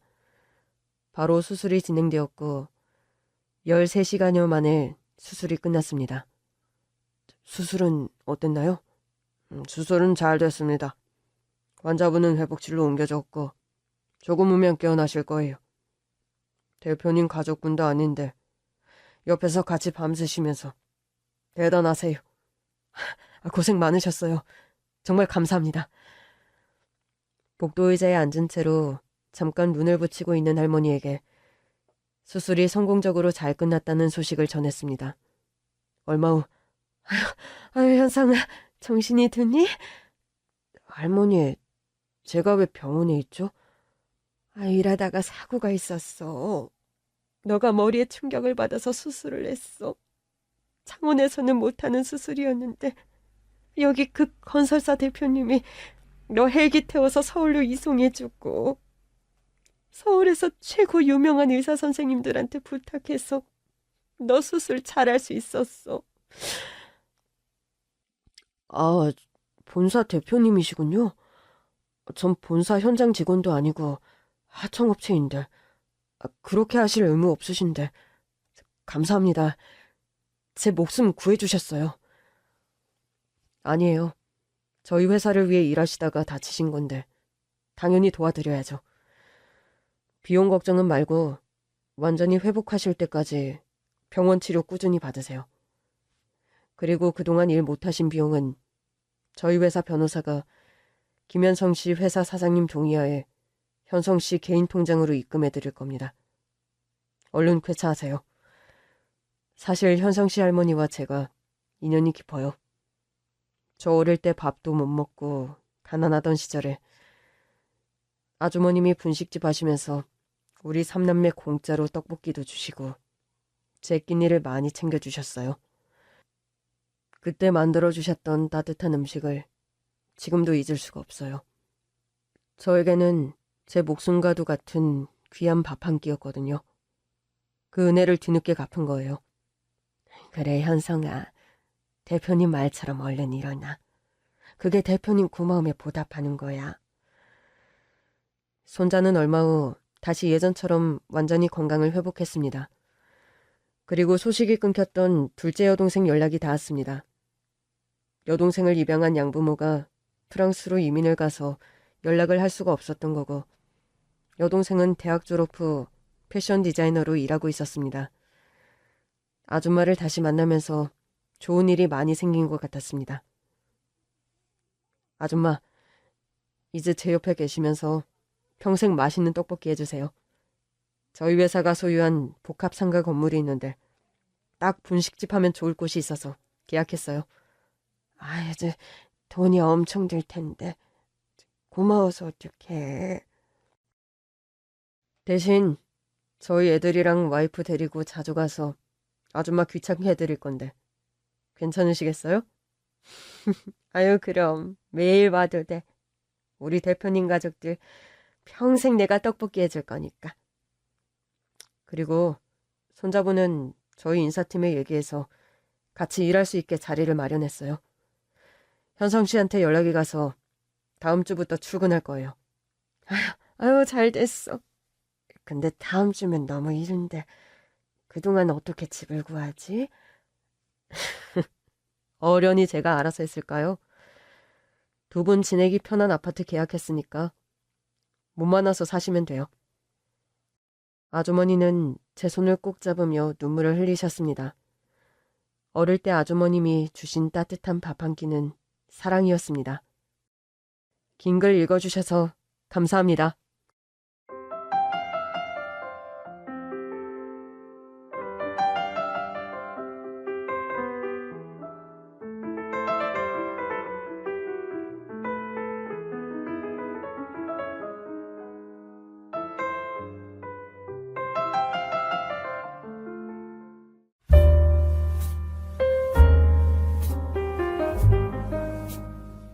안녕하세요. 저는 40대 중반의 여자이고 슬아의 아들 한 명이 있습니다. 10년 넘게 뇌졸중 후유증으로 투병하는 시어머니를 한 집에 모시고 살고 있는 중이고요. 철이 엄마, 요즘 철이 할머니 건강은 어때? 옛날보다 거동은 많이 좋아지셨어요. 운동도 매일 하시긴 하는데 요즘 식사를 통 잘 못하셔서 걱정이네요. 보니까 그저 삼시세끼 환자들한테 좋은 음식 직접 만들어 먹여, 사다가 먹여, 지극정성이더구먼. 어머니께서 입맛이 까다로우셔서 아무거나 잘 못 드시거든요. 환자들이나 건강한 사람들이나 먹는 게 제일 중요한 것도 사실이고요. 세상에 철이 엄마 같은 며느리가 또 있을까? 망나니 남편 도망간 지가 언젠데 그렇게 지극정성으로 시어머니를 모시고 사노? 그 인간은 그 인간이고 어머님은 어머님이시니까요. 성정이 예민하고 까탈스러우셔서 남의 손 빌려서 투병하기 힘든 분이시기도 하고, 요즘은 친딸도 철이 엄마처럼 10년씩이나 노인네 병수배 못 든다고. 참, 철이 할머니가 전생에 좋은 덕을 많이 쌓았나 봐. 철이 엄마 같은 효심 깊은 며느리를 본 거 보면 사람들은 모두 시어머니 병간호를 10년 넘게 하는 저를 두고 효부라고 칭찬이 자자합니다. 그런데요, 엄밀히 말하면 저는 시어머니 며느리가 아닌 지는 오래됐어요. 제 아들의 친부, 그러니까 전 남편과 이혼한 지는 한참 오래된 일이기 때문입니다. 전 남편은 10여 년 전 띠동갑 연하의 골프장 캐디와 바람이 나서 집을 나갔습니다. 이혼 전에도 남편은 뚜렷한 직업도 없이 그저 시어머니께서 물려주신 가건물의 집세를 혼자 다 탕진하면서 한량처럼 놀고 먹는 사람이었어요. 이 녀석아, 내가 매일 너 이런 식으로 주색 잡기 하라고 건물 증여해줬니? 엄마, 기왕 저한테 증여해주신 건물 가지고 대체 언제까지 그렇게 생색내실 거예요? 회사도 못 다녀, 지 사업도 못해. 그렇다고 어디 일용직 나가 아무 돈벌이라도 할 깡따구도 없어. 기술 배울 머리는 터더군다나 없고, 명색이 처자식 달린 사내라고 내가 너 사내 구실 좀 제대로 하라고 건물 물려줬지. 맨날 술 파먹고 여자 만나러 다니라고 줬니? 그래서 내가 뭐 그 돈으로 노름을 했어요? 뭐 주식해서 날리기를 했어요? 다달이 따박따박 철이 엄마한테 생활비 주고 남은 돈으로 제 취미생활 좀 하는 건데 그거 가지고 맨날 잔소리세요? 처녀가 애를 가져도 편명할 후실은 있다더니 이놈이 딱 그 짝이구나. 그런 식으로 돈 허투루 쓸 거면 지금이라도 당장 건물명의 철이애미 앞으로 돌려. 아유, 엄마 치사하게 계속 이렇게 나오실 거요? 이왕 제 앞으로 해주신 건물을 왜 철이 엄마 앞으로 해요? 철이 엄마가 아무리 엄마 맘에 들어도 피 한 방울 안 섞인 남이라고요. 너 같은 놈을 믿은 내가 바보지. 누가 누굴 탓해? 아유, 속 터져. 아유, 내 팔자야. 시어머니께서는 젊어서부터 30년 넘게 동대문에서 내복 장사를 하셨습니다. 장사 수완이 좋고 부지런하셔서 나름 살뜰하게 재산을 일구셨죠. 경기도 외곽에 2층짜리 건물을 가지고 계시다 그걸 전 남편에게 증여해줬는데 그 건물에서 나오는 월세를 가지고 매달 흥청망청 주색 잡기에 빠져 지내는 남편이었습니다. 하나뿐인 아들이라고 시어머니는 그래도 전 남편에게 그 건물을 증여해 주신 거였는데 그 후로 틈날 때마다 제게 그런 말씀을 하셨죠. 철이 애미야, 미안하구나. 일이 이렇게 될 줄 알았으면 내가 애진작에 너에게 그 건물을 증여해 줬어야 하는데. 어머니 입장에서야 당연한 일을 하신 건데 그만 자책하세요. 시어머니는 젊어서부터 집안의 남자들 때문에 소가리를 많이 하셨습니다. 시아버지는 15년 전쯤 술병으로 돌아가시기 전까지 셀 수도 없이 많은 사건 사고를 평생에 걸쳐 친 분이셨죠. 남편 복 없는 년이 자식 복도 없다더니 내가 다 그 짝인가 보구나. 어머님, 소리도 듣는데 너무 그런 말씀 마세요. 네 시아버지 평생 노름에 빠져 내가 돈을 조금 모을만 하면 가져가고 탕진해서 날 화병나게 만들었는데 철이 애비까지 저리 정신을 못 차리고 사니 후라가 차서 어쩌지를 못하겠어. 어머님, 안 그래도 상의 드릴 일이 있어요. 무슨 일이야? 철이 애비가 또 뭐 사고라도 쳤니? 철이 애비한테 여자가 한 명 생긴 것 같아요. 이 녀석 여기저기 기웃거리고 다니는 거야 하루 이틀 일이 아닌데 왜? 이번엔 대놓고 바람피는 거 자랑이라도 하든? 내 이 녀석 다리몽둥이를 분질러 버려야지 오늘은. 어머니, 고정하시고 일단 앉아서 제 얘기를 좀 들어보세요. 그 사람 술이다 골프다 하며 여자들하고 가깝게 지내는 거 저 모르는 바는 아닌데요. 미안하다 철이애미야. 같은 여자로서 내가 너에게 얼굴 든 면목이 없어. 이번에는 뭔가 느낌이 쎄한 게 보통 관계가 아닌 것 같아요. 그냥 한철 데리고 노는 여자가 아니라 철이 아빠가 뭔가 코가 끼어도 단단히 꿰인 느낌이랄까요? 그럼 초반에 촉을 쳐서 화근의 뿌리를 없애야지. 너 그년 연락처 가지고 있니? 연락처도 있고 하는 일도 다 아는데. 어머니, 제 예감에 그런 걸로 해결될 여자가 아닌 것 같아요. 대체 어떤 년이길래 네가 이렇게 초죽음 얼굴을 하고 있어. 어제 새벽에 철이 아빠가 자다가 밖에 나가 통화하는 걸 몰래 엿들었는데요. 그 녀석이 밤중에 나가 통화를 하더란 말이냐? 네, 새벽 3시 좀 넘어서요. 아마 제가 자는 줄 알고 나가서 통화한 걸 거예요. 아니, 배 밖으로 나와도 유분수지. 이 녀석이 정말. 상간녀랑 통화를 하는데 한참 뭐라고 하며 그 여자를 달리면서 한다는 말이요. 뜸들이지 말고 말해보렴. 뭐라고 그러디? 처자식 다 내팽개칠 준비가 됐다고 그러더군요. 너에게 꽂히고 널 너무 사랑해서 와이프고 아들이고 이제 아무것도 눈에 안 들어온대요. 빌어먹을 녀석이 정말 그런 소리를 씹으렸단 말이냐? 네, 어머니. 저 어젯밤에 잠 한숨도 못 자고 끙끙거리다가 이제 겨우 말씀드리는 거예요. 너 그년이라는데 안다고 했지? 네. 잘못한 년은 따로 있는데 네가 울긴 왜 우니? 지금 우리 울 정신 없다. 당장 가서 그냥 머리끄댕이를 다 뽑아놔야겠어. 평소에도 여걸이라는 소리를 자주 듣고 호탕하고 성격이 불같은 시어머니셨습니다. 전 남편이 상간녀에게 눈이 돌 대로 돌아서 그런 말을 했다는 걸 아시고 당장 상간녀가 일하는 골프 연습장으로 달려가셨죠. 저 역시 분기탱천한 시어머니를 쫓아 그 상간녀가 일하는 골프장으로 갔고요. 네가 우리 아들 꼬리 쳐서 유혹한 그년이냐? 누구신데 초면에 반말에 욕지거리시죠? 내가 누군지 모르는 게 네 신상에 좋을 텐데. 그건 제가 알아서 하니까 정체부터 밝히시라고요.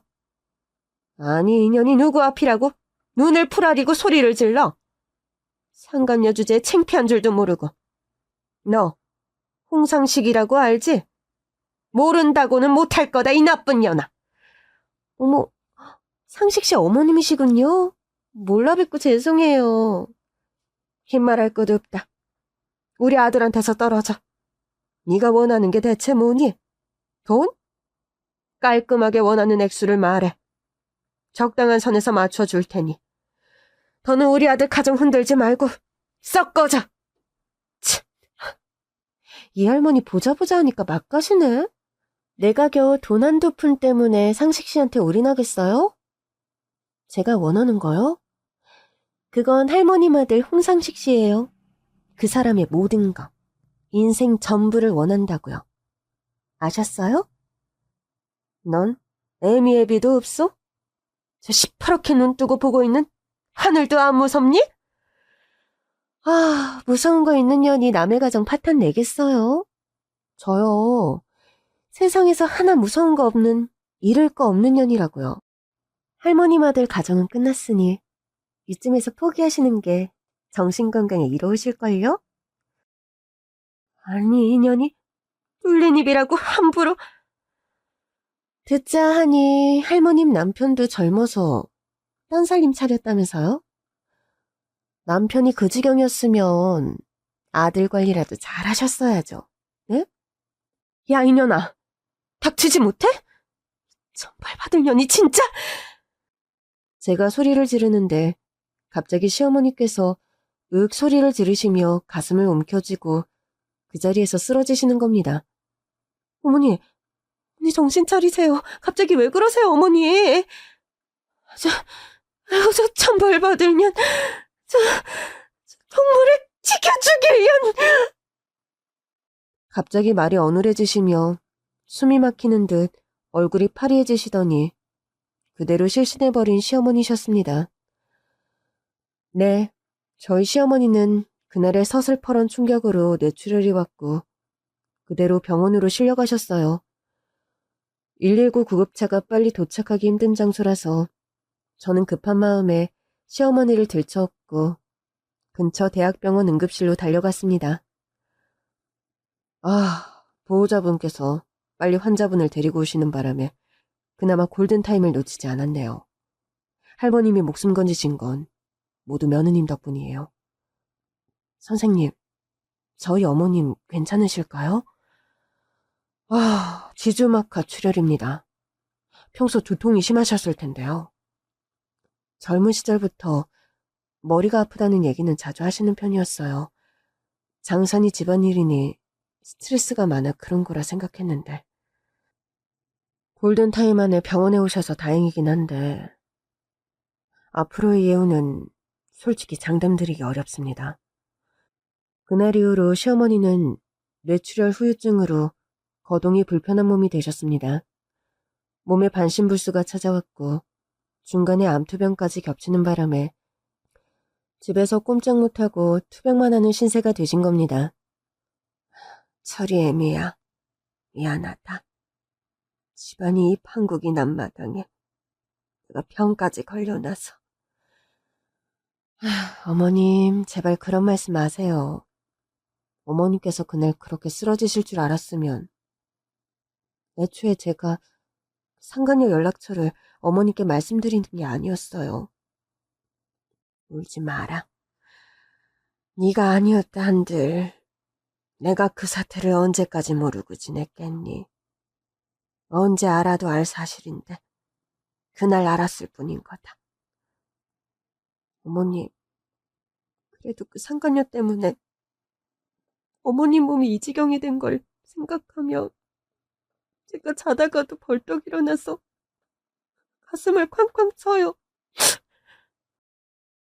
내가 쓰러지기야 그날 쓰러졌다만 내 병이 어디 그날 하루 때문에 생긴 병이겠니? 평생이 홍씨 집안 집구석 남자들 때문에 마음 편할 날이 하루도 없었던 내 기구한 팔자 탓이다. 네가 자책할 일은 절대 아니니 제발 그러지 마라. 어머니, 덕창이 무너지셔도 여기서 무너지시면 안 돼요. 어머니께서 버텨주셔야 저랑 철이도 견뎌요, 어머니. 그래, 내가 너랑 어린 철이 때문에라도 지금은 못 죽지. 누구 좋으라고 지금 내가 죽어? 이 약 물고 버틸 테니 걱정 마라, 철이 애미야. 저와 시어머니는 그렇게 서로 얼싸안고 울면서 서로의 곁을 지켰습니다. 그 당시 뇌출혈로 쓰러진 시어머니가 한창 투병하는 와중에 집에 찾아와서 이혼 서류를 내밀던 전 남편입니다. 이혼 소장 접수했으니까 깔끔하게 정리해줘. 지금 뭐가 잘나서 이혼을 접수했다는 거야? 당신이 사람이야? 적어도 사람이면 어머니 근황부터 물어야 하는 거 아니냐고. 살아 계시잖아. 수술해서 회복되셨다는 얘기 다 들어서 알고 있거든? 수술만 하면 다 낫는 병이니? 당신이랑 그 상간녀 때문에 어머님이 지금 어떤 상태인 줄이나 알아? 참, 끝까지 성가시게 구네. 그래, 우리 엄마가 어떤 상태인데? 반신불수가 와서 거동을 거의 못하셔. 대소변도 내 도움 없이 처리가 안 되는 상황이고 말도 어눌하게 하시다 겨우 돌아온 게 얼마 안 된다고. 뭐 그래, 그나마 다행이네. 그리고 너 같은 며느리가 엄마 곁에 있는 게 얼마나 천운이냐? 안 그래? 이혼 소장 가지고 와서 정리해달라면서 며느리란 말이 따박따박 나오니? 그게 무슨 경우야? 수경아, 세상사 다 제각각 사정과 상황이 다르고 법칙이란 건 없는 거야. 너와 나는 인연이 아니라 남이 되지만 너와 우리 엄마는 옛날부터 각별했잖아. 아니야? 그게 말이니 막걸리니? 유책 사유자가 뻔뻔하게 먼저 이혼을 요구하는 법이 어딨어? 뭐 그거 가지고 이혼 안 해준다 버티기라도 하겠다는 거야? 지금 우리 엄마한테 들어가서 내가 엄마 설득이라도 시켜야 순순히 도장 찍어줄래? 야, 이 야비한 쓰레기 인간아. 너 같은 걸 낳고 미역국까지 드신 어머님이 같은 여자로서 정말 불쌍하구나. 이혼? 그래. 네가 살아달라 빌어도 이젠 내가 싫어. 얼마든지 도장 찍어줄 테니 그 역겨운 얼굴 다신 들이밀지 마. 알아들어? 그래. 너 서슬퍼런 거 보니까 주저앉는 일 없이 아주 씩씩하게 잘 살 것 같다. 유경아, 사는 동안 고마웠고 앞으로도 고마워주길 바래. 우리 엄마랑 철이 잘 부탁한다. 너와 상간녀가 받을 벌은 저 하늘에서 내려주실 거라고 믿어. 더 긴 말하고 싶지 않다. 어머님 여기서 더 충격받으면 회복 불능이라고 했으니까 썩 꺼져! 전 그렇게 소리 지르며 길바닥에 돌들을 주워 아무렇게나 전 남편에게 던졌습니다. 그 돌을 요리조리 피하며 꽁무니 빼듯 도망가는 전 남편이었어요. 추하고 끔찍한 상황에 더는 빠져있기 싫었고 무엇보다 충격으로 쓰러지신 시어머니께서 다시 병세가 악화될까봐 저는 최대한 빠르고 깔끔한 방법으로 이혼을 마무리했었습니다. 그리고 전 남편과 이혼한 지 어언 10년. 강산이 한번 바뀌고도 남았을 그 기간 동안 저는 시어머니 병수발을 하면서 홀로 아들을 키우며 살아왔죠. 중간중간 시어머니께서는 제게 그런 말을 여러 번 하셨습니다. 철이애미야, 너와 나의 인간적인 믿음을 떠나 네가 더 이상 내 병수발을 들 명분이라는 게 없는 것 같구나. 아, 어머니, 지금 여기가 무슨 정치판도 조선시대 왕실도 아닌데 무슨 명분식이나 필요한데요? 아무리 생각해도 새파랗게 젊은 너를 이렇게 내 병수발 안다고 집에 가둬놓고 살게 하는 게 아니란 생각이 들어. 어머니 운신도 불편하시고 아무것도 잘 드시지도 못하는데 그럼 어째요? 철이도 어려서 제가 돌봐야 하고요. 나야 간병인을 쓰면 되고 철이는 학교 가고 학원 보내놓고 너도 네 일을 뭐라도 해야 하지 않겠니?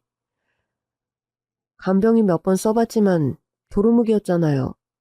어머니 까탈스런 성미 맞출 수 있는 간병인도 드물고 또 제대로 된 사람 쓰는 게 쉬운 일이 아니에요, 어머니. 비용만 해도 만만치 않고요. 나야 네가 날 돌봐줘서 고맙기는 하다만 단 하루도 너에게 미안하지 않는 날이 없구나, 철이애미야. 어머님, 그런 말씀 마세요. 전 친정부모님도 일찍 돌아가셔서 안 계신데 세상 천지 유일한 부모님이 어머님 한 분뿐이세요. 저 하늘에서 네 부모님이 너 사는 걸 보시곤 나한테 삿대질이나 하며 욕이나 안 하면 다행이지. 아니에요, 어머님. 저희 엄마 아빠는 분명 저한테 잘하고 있다고 칭찬하실 거예요. 남들이 뭐라든 저는 제 할도리를 하는 거고 어머님은 제 보살핌 받을 자격 충분한 분이시니까요. 고맙다, 철이애미야. 솔직히 네가 아니었으면 내가 지금 이만큼 운신하는 것도 불가능했을 거야. 어머니, 지금에 만족하지 마시고 더 건강해지셔야 해요. 철이애비랑 그년한테 보란듯이 건강 회복해서 우리끼리 씩씩하게 얼마든지 잘 사는 모습 보여주자고요. 그래, 겨우 그런 쓰레기 같은 년 때문에 내가 푸썩 쓰러지는 건 말이 안 되지. 제 말이 그 말이에요, 어머님. 철이 생각해서라도 어머니 꼭 건강해지셔야 해요. 네 말이 100번 맞고 현명한 것 같구나, 철이애미야. 그래도 너에게 너무 고마운 건 사실이야. 너에게 받은 이 은혜, 내 죽어서도 잊지 않으마. 그런 말씀 마세요. 저 시집 오는 날 어머니 그러셨어요. 앞으로 넌 며느리가 아니라 내 딸이라고요. 어머님은 말씀뿐 아니라 행동으로 그 말에 대한 약속을 지키신 분이고 저도 딸 노릇 어머님께 하는 것뿐이에요. 못난 아들을 둬서 미안하다. 넌 우리 아들한테 너무 아까운 여자였어. 어머님, 우리 이제 그런 말도 더는 말아요. 철을 생각해서 그리고 어머님과 제 정신건강을 위해서도 앞만 보고 살아요. 그래, 그러자꾸나 철이애미야. 예우를 부정적으로 봤던 의사의 소견과 다르게 저의 지극정성 간호와 또 시어머니의 의지와 노력이 빛을 발한 건지 시어머니께서는 뇌출혈로 쓰러지신 지 5년 만에 건강을 많이 회복하셨었습니다. 그렇지만 운신이 자유로워진 지 얼마 안 되어 대장암 선고를 받으셨고 또 대장암 수술과 항암 치료를 시작해야 했죠. 철이애미야, 내가 빨리 건강해져서 철이도 돌보고 집안일이라도 도우려고 했는데 산 넘어 강이라고 이번엔 또 대장암이라니 할 말이 없구나. 너에게 면목이 없어. 아프고 싶은 사람이 어딨다고 그런 말씀을 하세요. 아픈 사람이 제일 힘들지. 간호하는 사람이야 아픈 사람 많은가요? 내가 남편 복 아들 복 아무것도 없는데 며느리 복 하나는 타고났나 보다. 네가 없었으면 난 이미 이 세상 사람이 아닐 거다. 어머니께서 평생 힘들게 일하셔서 그래도 철이 학교 보내고 제가 어머니 간호만 하면서도 잘 지내는데 너무 그런 말씀 하세요. 돈으로 호강시켜주는 것도 아닌데 무슨 말이니? 그저 먹고 사는데 큰 걱정 없는 정도지. 네가 돈 펑펑 쓸 만큼 내가 재산을 모아둔 것도 아니고. 저야 아직 젊으니 앞으로 돈 벌 궁리를 더 해야죠. 철이애미야. 그래서 말인데 너 내가 하던 내복 장사 좀 배워볼 생각 있니? 내복 장사요? 그래. 내가 평생 가장 구실 못하는 이 시아버지랑 살며 깨우친 기술 하나라곤 장사하며 그래도 돈 모으는 기술인데 그거라도 너에게 전수해주고 싶어서. 저야 그래주심 감사하죠, 어머니. 제가 가방끈이 긴 것도 아니고 사실 앞으로 철이 장가도 보내야 하고 이것저것 걱정이었는데 나중에 천천히라도 내복 장사 시작해보게요. 그래, 잘 생각했다. 그럼 내가 틈날 때마다 장사에 관해 너에게 이야기해주마. 시어머니께서는 평생 하셨던 내복 장사에 관한 노하우를 저에게 하나도 빠짐없이 말씀해 주셨습니다. 이론적으로는 어머님께 하도 많이 들어서 바로 장사를 시작해도 무리 없이 할 수 있을 것 같다는 생각이 들 정도였죠. 마음 투병하다 내가 저 세상 가면 이거저거 방황하지 않고 네가 밥벌이 할 구실이라도 마련하고 가니 마음이 놓인다. 네, 어머니가 하던 바로 그 자리에서 저도 나중에 장사 시작해보려고요. 다른 건 몰라도 내가 평생 장사하며 누구 속인 적도 없고 신뢰 하나는 잘 쌓아놨으니 동대문 내복집 박말자 사장 며느리라고 하면 여기저기서 널 많이 신경 써줄 거다. 네, 어머님이 있어서 제가 든든하네요. 시어머니는 대장암을 선고받고 수술을 받은 뒤 4년 정도를 더 투병하셨는데 어느 날 갑자기 상태가 많이 위독해졌습니다. 병원에서도 마음의 준비를 하라고 했고 저와 아들은 착잡하고 슬픈 마음으로 시어머니 병간호를 하며 지내고 있었죠. 그러던 어느 날이었어요. 그날따라 저나 시어머니나 잠이 잘 오지 않았고 평소보다 조금 더 늦게까지 텔레비전을 함께 봤습니다. 철이애미야. 네, 어머니. 어디 불편하세요? 아니면 반신욕이라도 좀 시켜드려요? 나 아니다. 그래서 널 부른 게 아니야. 잠 안 오시면 따끈한 우유 한 잔 데펴다 드릴까요? 저녁 많이 먹어서 생각 없단다. 그보다 말이야. 내 느낌에 내가 살 날이 이제 많이 남은 것 같지가 않구나. 어머님, 그런 말씀 마시래도요. 길게도 아프지 않았니? 뇌출혈에 대장암까지. 이 시간까지 목숨 부지하고 산 거는 그래도 철이애미 네가 그리 지극정성으로 내 옆에서 날 보필해줘서인 거 나도 안다. 그러니까 어머님, 약한 소리 마시고 더 오래오래 사셔야죠. 안 그래요? 글쎄, 너와 철이를 생각하면 그러고 싶다만 뭔가 내 몸이 기력을 다한 것 같다는 생각이 들어. 그래서 말인데 철이 엄마야. 나 죽어도 절대 그놈 용서하지 마라. 그런 말씀을 하시는 시어머니셨습니다. 시어머니의 모든 말씀에 저는 형식적으로라도 전남편 옹호를 절대 할 수가 없더군요. 상간녀와 바람나 집 나간 남편에 대한 미움 때문이냐고요? 아니요. 시간이 지나며 그런 증오나 배신감 같은 감정도 남아있지 않을 만큼 저는 전 남편에 대한 미련이 1도 없었습니다. 뭔가 인간 같은 사람이고 좀 신사적인 이별을 했더라면 미련이라는 것이 좀 남아있을지도 모르겠는데 인간성의 밑바닥을 보며 갈라서서 그런지 저는 남편에게 아무런 감정 자체가 남아있지 않았어요. 그런데요, 왜 살 날 얼마 남지 않은 시어머니 듣기라도 좋게 남편 옹호하는 말을 못했냐고요? 사실 시어머니께서 대장암 선고를 받고 병세가 악화되며 시한부 선고를 받은 후로 저는 실로 아주 오랜만에 남편에게 연락을 했더랍니다. 당신이 어쩐 일이야? 다름이 아니라 어머님이 요즘 건강이 너무 안 좋으셔서. 우리 엄마 아픈 거야? 어제 오늘 일도 아닌데. 새삼스럽게 웬 전화야?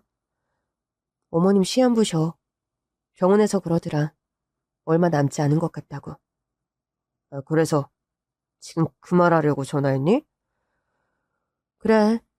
내가 못할 전화한 건 아닌 것 같은데? 아, 수경아, 너 멍청한 거니? 융통성이 없는 거니? 그건 또 무슨 소리야? 우리 갈라서가 얼마 안 지나 네가 전화 와서 그랬지? 철이 보면서 지내지 않을 거냐고. 철이 안 보고 지낸 게 벼슬이라도 된다는 거야? 상관녀, 당신 지금 부인이 우리 철이한테 막말하고 이상한 행동할까봐 당신이 아빠 노릇 안 하는 거 내가 겨우 묵인하고 산 거 모르지 않을 텐데?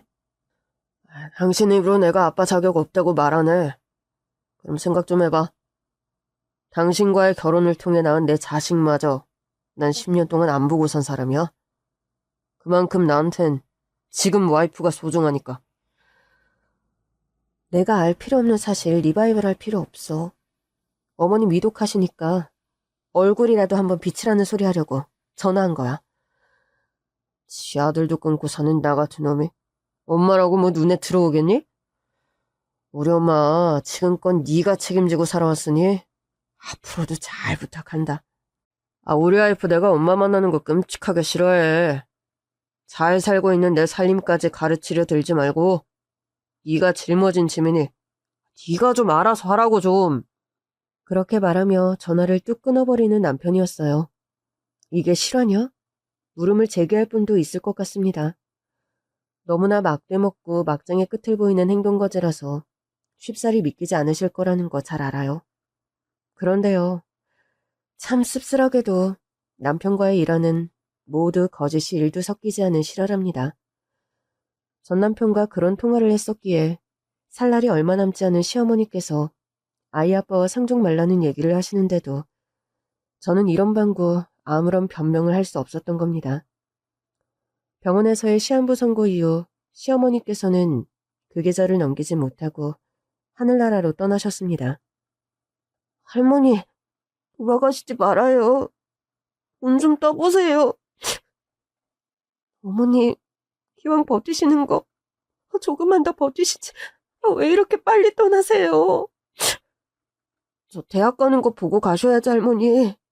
저 장가 가는 것도 보고 돌아가신다고 해놓고서 이러시면 어떻게 해요? 아들과 저의 오열에도 시어머니께서는 감은 눈을 영영 다시 뜨지 못했습니다. 그나마 위안이었던 건 집에서 그날 맛있게 저녁 식사를 하고 저와 아들과 한참이나 도란도란 얘기를 나누시다 잠들었는데 그 상태 그대로 편안하게 가셨다는 것. 그게 위안이라면 유일한 아들과 저의 위안이었습니다. 슬픔과 황망함 속에 장례식을 치르는데 끔찍하게 짝이 없는 불청객이 장례식장에 들어오는 겁니다. 누가 장례식장을 찾아왔길래 그런 소리를 하냐고요? 네, 어느 정도 예상하셨겠지만 그렇습니다. 바로 전 남편이 뻔뻔하게도 상간녀까지 대동하고 장례식장 안에 들어온 겁니다. 낯짝 두꺼운 두 사람의 얼굴을 보는 순간 문득 시어머니께서 살아생전 제게 하시던 말씀이 귀에 쟁쟁 울리더군요. 철이 엄마야. 나 죽어도 절대 그놈 용서하지 마라. 전 시어머니의 한서린 그 목소리를 기억하며 겨우 마음을 가다듬었습니다. 게다가 아들 앞에서 제가 그런 쓰레기 같은 인간들 때문에 무너지는 모습을 절대 보여서는 안 되었기에 후들거리는 다리에 힘을 주고 기를 쓰고 버텼죠. 지금 여기가 어디라고 누굴 데리고 나타나? 저리야, 잘 지냈니? 오랜만이다. 아빠 옆에 이 사람은 네 새엄마란다. 10년 만에 만나 하시는 말씀치고는 너무 친근하시네요. 언제 훌쩍 커서 이미 고등학생이 된 제 아들은 입술을 질끈 물고 그런 제 아빠를 분노에 차서 노려보더군요. 장례식장에서 험한 싸움이 벌어지는 건 꼴불견이라는 생각이 들었고 저는 바로 그런 아들을 제지했습니다. 철이야, 어른들끼리 할 얘기가 있으니 넌 식당에 가서 밥 먹고 와. 엄마, 내가 지금 밥이 넘어가요? 그럼 공원에 가서 산책이라도 하고 오렴. 네가 듣지 않았으면 하는 말을 엄마가 앞으로 해야 하기 때문에 하는 소리야. 제발 엄마 말 들어. 저는 아들에게 간절하게 말했고 제 의중을 느낀 아들은 씩씩거리며 주먹을 불끈 쥐고 자리를 떠나더군요. 행여라도 엄마한테 나쁜 일 했다간 제가 가만 안 있을 거라는 거 명심하세요. 그리고 저 여자를 제 앞에서 새엄마 운운하시는 소리 앞으로 안 하셨음 합니다. 그런 일가를 남기고 자리를 나서는 아들이었습니다. 에휴, 아들 하나는 당신 편으로 잘 만들어놨네. 당신 입에서 아들 소리가 나오니 실수가 나오려고 하네. 저녁까지 데리고 여긴 왜 왔어? 연이라니요. 지금 입에 걸레 물었어요? 사람들 앞에서 봉변당하기 싫음. 입 다물고 있어. 네가 상간녀인 거 알면 달려들 친척 어른들 지금 여기 여러 분 있으니까. 내 친정언니들도 지금 죄다 와 있으니까 입 조심하는 게 신상에 좋을 거야. 에휴, 암튼 예나 지금이나 여자가 나긋나긋하면 이라곤 없이 독해 빠져서는. 아유, 됐고. 당신하고 이런 말 하려고 온 거 아니야? 그래, 본색 나오네. 애비 노릇 아들 노릇 다 내팽개쳤다는 사람이 어머님 장례식장까지 행차한 이유가 뭐야? 드러나 보자. 우리 엄마 재산 누가 뭐래도 아들인 내가 받아야겠어. 당신은 철이 데리고 우리 엄마 집에서 나가. 그 말 하려고 장례식장에 왔어? 그래. 여지껏 네가 딸 노릇 잘하고 살았는데 우리 엄마 재산까지 네가 권리 있다 생각한 건 아니지? 일단 어머님 빈소에 조문부터 하지 그러니? 남들 눈도 있으니까 조문은 해. 전 남편은 시어머니 빈소에 분양하고 저를 올리더군요. 남편의 조문이 끝나자마자 제가 다가가서 말했습니다. 당신이 말한 어머님 재산 말인데 너도 상식이라는 게 있으니 너한테 권리가 없다는 건 알지? 듣자 하니 어머님이 내복 장사하면서 서울에 집도 있고 조그만 상가 매장도 있다면서요? 그거 권리 다 우리 남편한테 있다는 거 알죠? 좀 가만히 있지 그래? 그리고 이런 말 하러 행차할 것 같아서 돌아 내가 오늘 변호사님을 불렀어. 전사표 탈 쓰고 우리 엄마 간호하더니 너 결국 엄마 재산에 흑심 있었니? 착한 척은 혼자 다 하더니 아줌마 결국 어머니 재산에 욕심내서 며느리 행세했구나? 그 입으로 제발 어머님 나불거리지 좀 말아줄래? 관 속에서 어머니가 네 어머님 소리 듣고 벌떡 일어나기 전에. 사모님, 부르셨어요? 네, 변호사님. 제가 그때 전해드린 말씀 이 사람들 앞에 해주세요. 네, 알겠습니다. 인사부터 드리죠. 저는 고인이신 박말자 사모님 법정대리인 김명식 변호사라고 합니다. 우리 엄마가 변호사가 있었다고? 이 상황이 쉽게 이해가 안 가나 본데 내가 간단히 설명해 줄게. 한마디로 말해서 당신은 어머님 재산에 단 1원도 권리가 없어. 박말자 사모님은 살아생전 여기 며느님 전수경 씨 앞으로 본인의 모든 재산을 상속하셨습니다. 상속 절차가 마무리된 지 오래고 법적으로도 하자가 없다는 문서이니 천천히 검토해 보시죠. 말도 안 돼. 자기야, 이게 다 어떻게 된 일이야? 너 이거 다 쇼지? 이럴 리가 있니? 멀쩡한 아들 두고 우리 엄마가 피 한 방울 안 섞인 너희가 전 재산을 증여해. 거기 공증까지 다 받은 문서 보면 알 거 아니야. 상속 절차 끝난 지 이미 오래야. 그러니까 어머니 살아생전 그 흔한 문병이라도 한번 왔더라면 이런 사태는 막지 않았겠어? 일려시 같은 거, 씨. 너 어떻게 엄마를 꼬여서 이런 작태를 만들어? 지금 앞으로 하시는 모든 말씀은 녹취를 할 예정이며 그런 식의 문서는 폭언으로 형사처벌 받을 수 있음을 경고합니다. 변호사까지 앞세워서 사람을 바보로 만들고. 아휴, 엄마, 말씀 좀 해보세요, 예? 이거 다 거짓말이죠? 엄마, 이건 진짜 아니잖아요! 전 남편은 시어머니의 부고 소식에도 말짱하던 사람이 전 재산을 제 앞으로 상속했단 말에 대뜸 시어머니 빈소 앞에서 퍼대앉아 대성통곡을 하는 겁니다. 그 옆에 상간녀까지 쪼르르 달려가 같이 대성통곡 하는데 웃어야 할지 울어야 할지 솔직히 아무런 판단이 안 서더군요. 그때였어요. 저희 친정 식구들과 평소 전 남편과 상간녀 행실을 욕했던 집안 어른들이 빈소로 몰려왔습니다. 아마 저희 아들이 가서 이 상황을 전한 탓인 듯 했습니다. 아니, 이것들이 감히 여기가 어디라고 와서 행패야? 둘째 아니, 넌 이 어미가 돌아가셔서 우는 게 아니라 전 재산을 처리애미 앞으로 했단 소리에 대성통곡 간다면서? 아유, 네가 사람이냐? 인두껍에 탈을 쓰고 어찌 저리 뻔뻔해. 악어의 눈물이란 말이 이래서 나오는구나. 아우, 이런 배은망덕한 놈아. 상관녀 주제, 감히 여기가 어디라고 얼굴을 들이밀어? 당장 그 천박한 몸뚱이 빈소에서 치우지 못해. 연놈들 좋은 말 해서는 안 되겠어요. 사돈어른 품격이 걸린 일이니 당장 쫓아내요. 저희 친정 식구들과 시댁 쪽 어른들은 때로 달려들어 그 상간녀와 전 남편을 흠씬 두들겨 펴주었습니다. 몰매 맞을 위기에 처한 두 사람은 서럽게 대성통곡하던 것을 뚝 멈추더니 주랭랑 치듯 밖으로 도망을 치더군요. 한바탕의 소란 끝에 시어머니의 장례식은 예정대로 끝났습니다.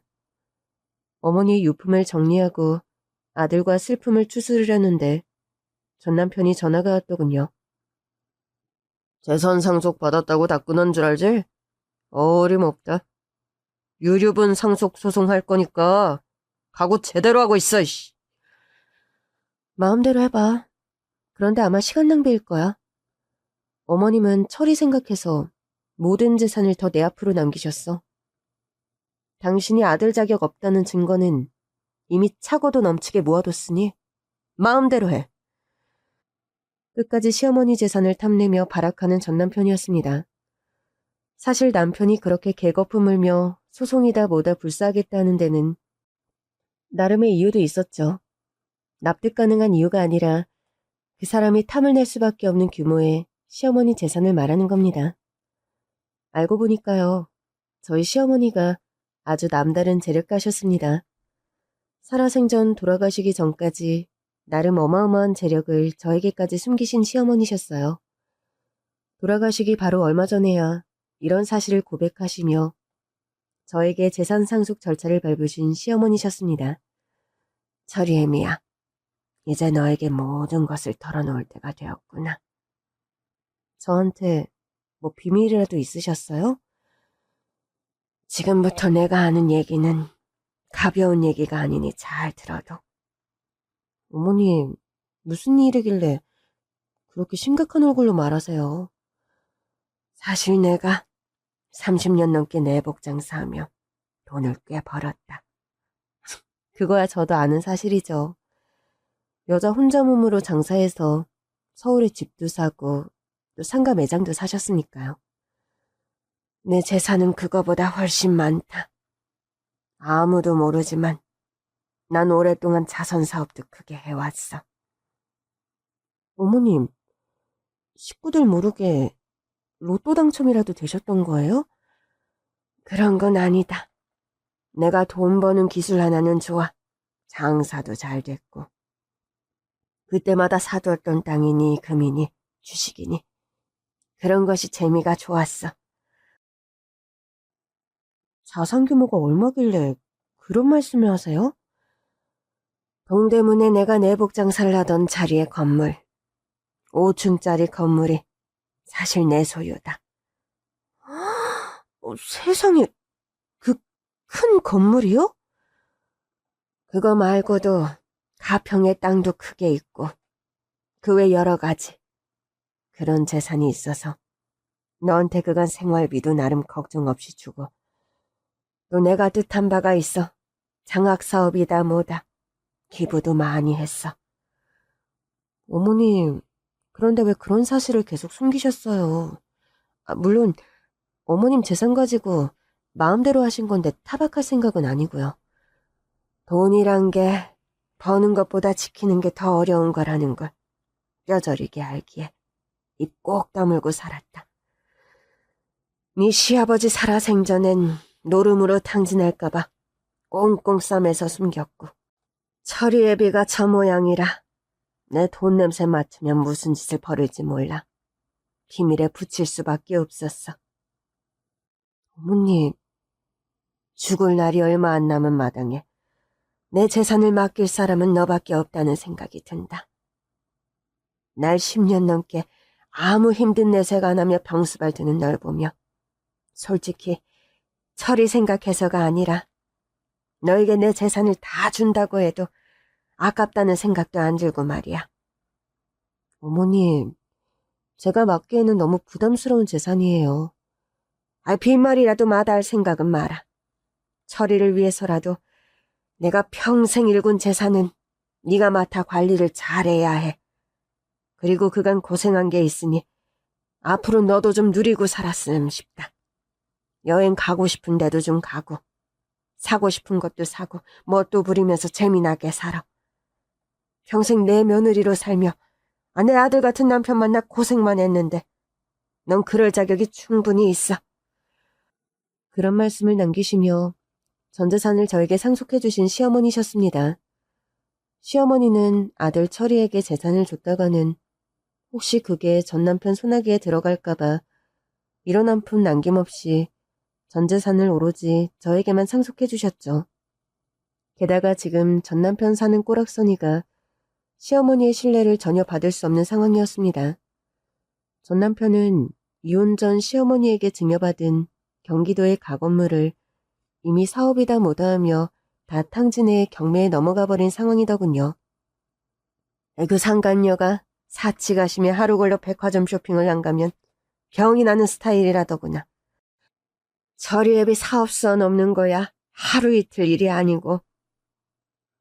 키는 못 속여서인지 나이 들어서부턴 네 시아버지 하던 걸 닮아 스포츠 도박이니 뭐니 노름판까지 선전한다 하니 내가 뭘 믿고 처리앱에게 재산을 넘기겠니? 그런 여러 가지 이유로 시어머니께서는 이런 한 푼 전 남편에게 남기지 않으신 거였습니다. 그런데요, 재정적으로 알거지 상태가 된 전 남편은 유류분 소송이라는 것을 걸어서 본인도 자식이니 재산에 대한 권리가 있다는 것을 법적으로 걸고 넘어지려고 했죠. 1년이 좀 넘는 소송 끝에 남편에게는 재산을 상속받을 권리가 1도 없다는 법원의 판결이 나왔습니다. 저희 시어머니가요, 옛날 분이라서 가방끈이 길지 않다 뿐이지 누구 못지않게 머리가 비상한 분입니다. 남편이 어머니 사후에 이런 분쟁을 벌일 것을 알고 그 부분에 관해서도 단단히 대비를 해두신 겁니다. 승전 사모님께서 이런 경우를 대비해서 증거를 많이 확보해 두셨습니다. 10년 넘는 기간 투병하는 동안 아들이 한 번도 찾아오지 않은 것. 그런 부분에 관해 일일이 기록해두고 통화녹음도 해두셨어요. 사실 저 역시 남편에게 마지막으로 통화했을 때요. 시어머니께서 시한분이 당신이 와서 보라는 말을 했을 때 그 제의를 야멸차게 거절한 남편과의 통화가 휴대폰에 녹음되어 있었습니다. 그런 여러 가지 증거들이 참작이 되어 남편은 법원 판결에서도 시어머니 재산에 1도 권리가 없다는 판결을 받아야 했죠. 들리는 소문에 의하면 그 충격으로 남편은 거의 몸져눕고 폐인이 되었다시피 하다고 합니다. 남편보다 띠동갑 연하의 상간녀는 최근 춤바람이 나서 전 남편과 거의 별거 상태나 마찬가지라고 하더군요. 저는 최근에 시어머니께서 하던 내복 장사를 이어받아 사업을 시작했습니다. 오랫동안 집에 틀어박혀 간호만 하며 지내던 내가 밖에 나와 장사를 하려니 쉬운 일은 아니지만 일하는 보람도 크고 또 생각보다 제가 장사에 적성이 맞아서 하루하루 힘들어도 즐겁게 해나가고 있어요. 어린 시절부터 저는 늘 아들에게 미안했더랍니다. 제 잘못은 아니지만 어찌되었건 남편과 일찍 이혼해서 아빠 사랑 받지 못하고 자란 아들이 늘 마음의 가시 같은 존재였답니다. 시어머니가 길게 투병을 하시는 바람에 다른 전업주부 엄마들처럼 아들에게만 신경을 못 써준 것도 사실이고요. 그런데요, 저희 아들은 심성이 착하고 또 머리도 똑똑해서 공부를 곧잘 했답니다. 엄마, 제가 커갈수록 엄마가 너무 대단하다는 생각이 들어요. 그게 무슨 말이야? 세상에 잘난 엄마들 수두룩인데 엄마는 보잘것없는 편이지. 아니에요, 엄마. 내가 여자라면, 어른이라면 엄마 같은 입장에서 엄마처럼 못했을 것 같아요. 할머니 병간호도 그렇고 이것저것 다. 철이야. 너무 그렇게 생각할 거 없어. 할머니는 엄마에게 친정엄마 같은 분이었단다. 엄마가 아빠를 잘못 만나서 여자로서 행복한 삶은 못 사셨지만 엄마로서 행복한 삶은 평생 살게 해드릴게요. 저 보란듯이 성공해서 엄마한테 효도 엄청 해드릴게요. 엄마에게 효도 같은 거 따로 안 해도 된다. 철이 네가 건강하게 행복하게 사는 거, 그게 엄마한테는 최고 효도야. 아들은 집안 분위기 때문인지 솔직히 철이 일찍 들었답니다. 이름이 철이라 그런가? 다 크기도 전에 철이 잔뜩 들어버린 아들이 한편으로는 짠하기도 해요. 저희 아들 철이는 본인의 호언장담처럼 저에게 효도만 하는 착한 아들이랍니다. 최근에는 대학 입시를 치렀는데 서울의 명문대학의 과 수석으로 당당하게 합격을 했어요. 경제과에 들어갔는데 나중에 본인이 원하는 은행에 들어가서 은행장으로 퇴임하는 게 궁극적인 꿈이라네요. 제가 하는 내복 장사도 시어머니만큼은 아니지만 나름 매출이 좋은 편입니다. 솔직히 경제적인 것만 생각한다면 제가 일을 안 해도 먹고 살기 충분하고 넘칠 만큼 시어머니께서는 막대한 유산을 남겨주고 떠나셨습니다. 그래도 시어머니가 생전하시던 그 말씀을 늘 명심하려고 합니다. 돈이란 버는 것보다 지키는 것이 더 힘들다. 허투루 안 쓰고 쓰일 곳에 쓰는 것은 더 어렵고 말이다. 시어머니의 유지를 받들어 돈 버는 일을 하시하지 않고 하루하루 성실하게 살아가려고 합니다. 그리고 힘들게 번 돈을 쓰일 곳에 쓰기 위해 시어머니께서 하시던 장학사업도 제가 이어서 계속하고 있습니다. 시어머니께서는 생전에 저소득층 가정의 아이들에게 학비를 지원하는 사업과 고아원에 정기적으로 후원금을 거액 기부하셨어요. 저도 시어머니께서 하시던 사업을 그대로 유지하고 있습니다. 제가 동대문에서 내복 장사를 시작하면서 제 나름의 기부 사업도 하나 추가로 시작했습니다. 저같이 혼자 몸으로 힘들게 아이를 키우는 저소득층 미혼모들의 자립기금을 지원하는 기부 사업이 그것입니다. 기부를 한다고 여러 가지 목표가 생기다 보니 저절로 돈 욕심이 많아지는 요즘입니다. 새벽같이 일어나서 장사하러 나가고 밤늦게 들어오지만 피곤해도 보람된 일상을 보내고 있어요. 제가 목표를 정해서 열심히 일해서인지 내복 장사 매출도 나날이 오르고 있습니다. 시어머니께서 일구시던 사업의 규모만큼 저도 장사를 더 열심히 해볼 생각입니다. 좋은 곳에 돈을 쓰고 허투루 쓰지 않으며 일평생 성실하게 사신 시어머니처럼 저도 하루하루 파이팅하려고 합니다. 여러분의 일상도 언제나 건강한 기운과 에너지가 넘치길 기원해봅니다. 긴 얘기 들어주셔서 정말 감사합니다.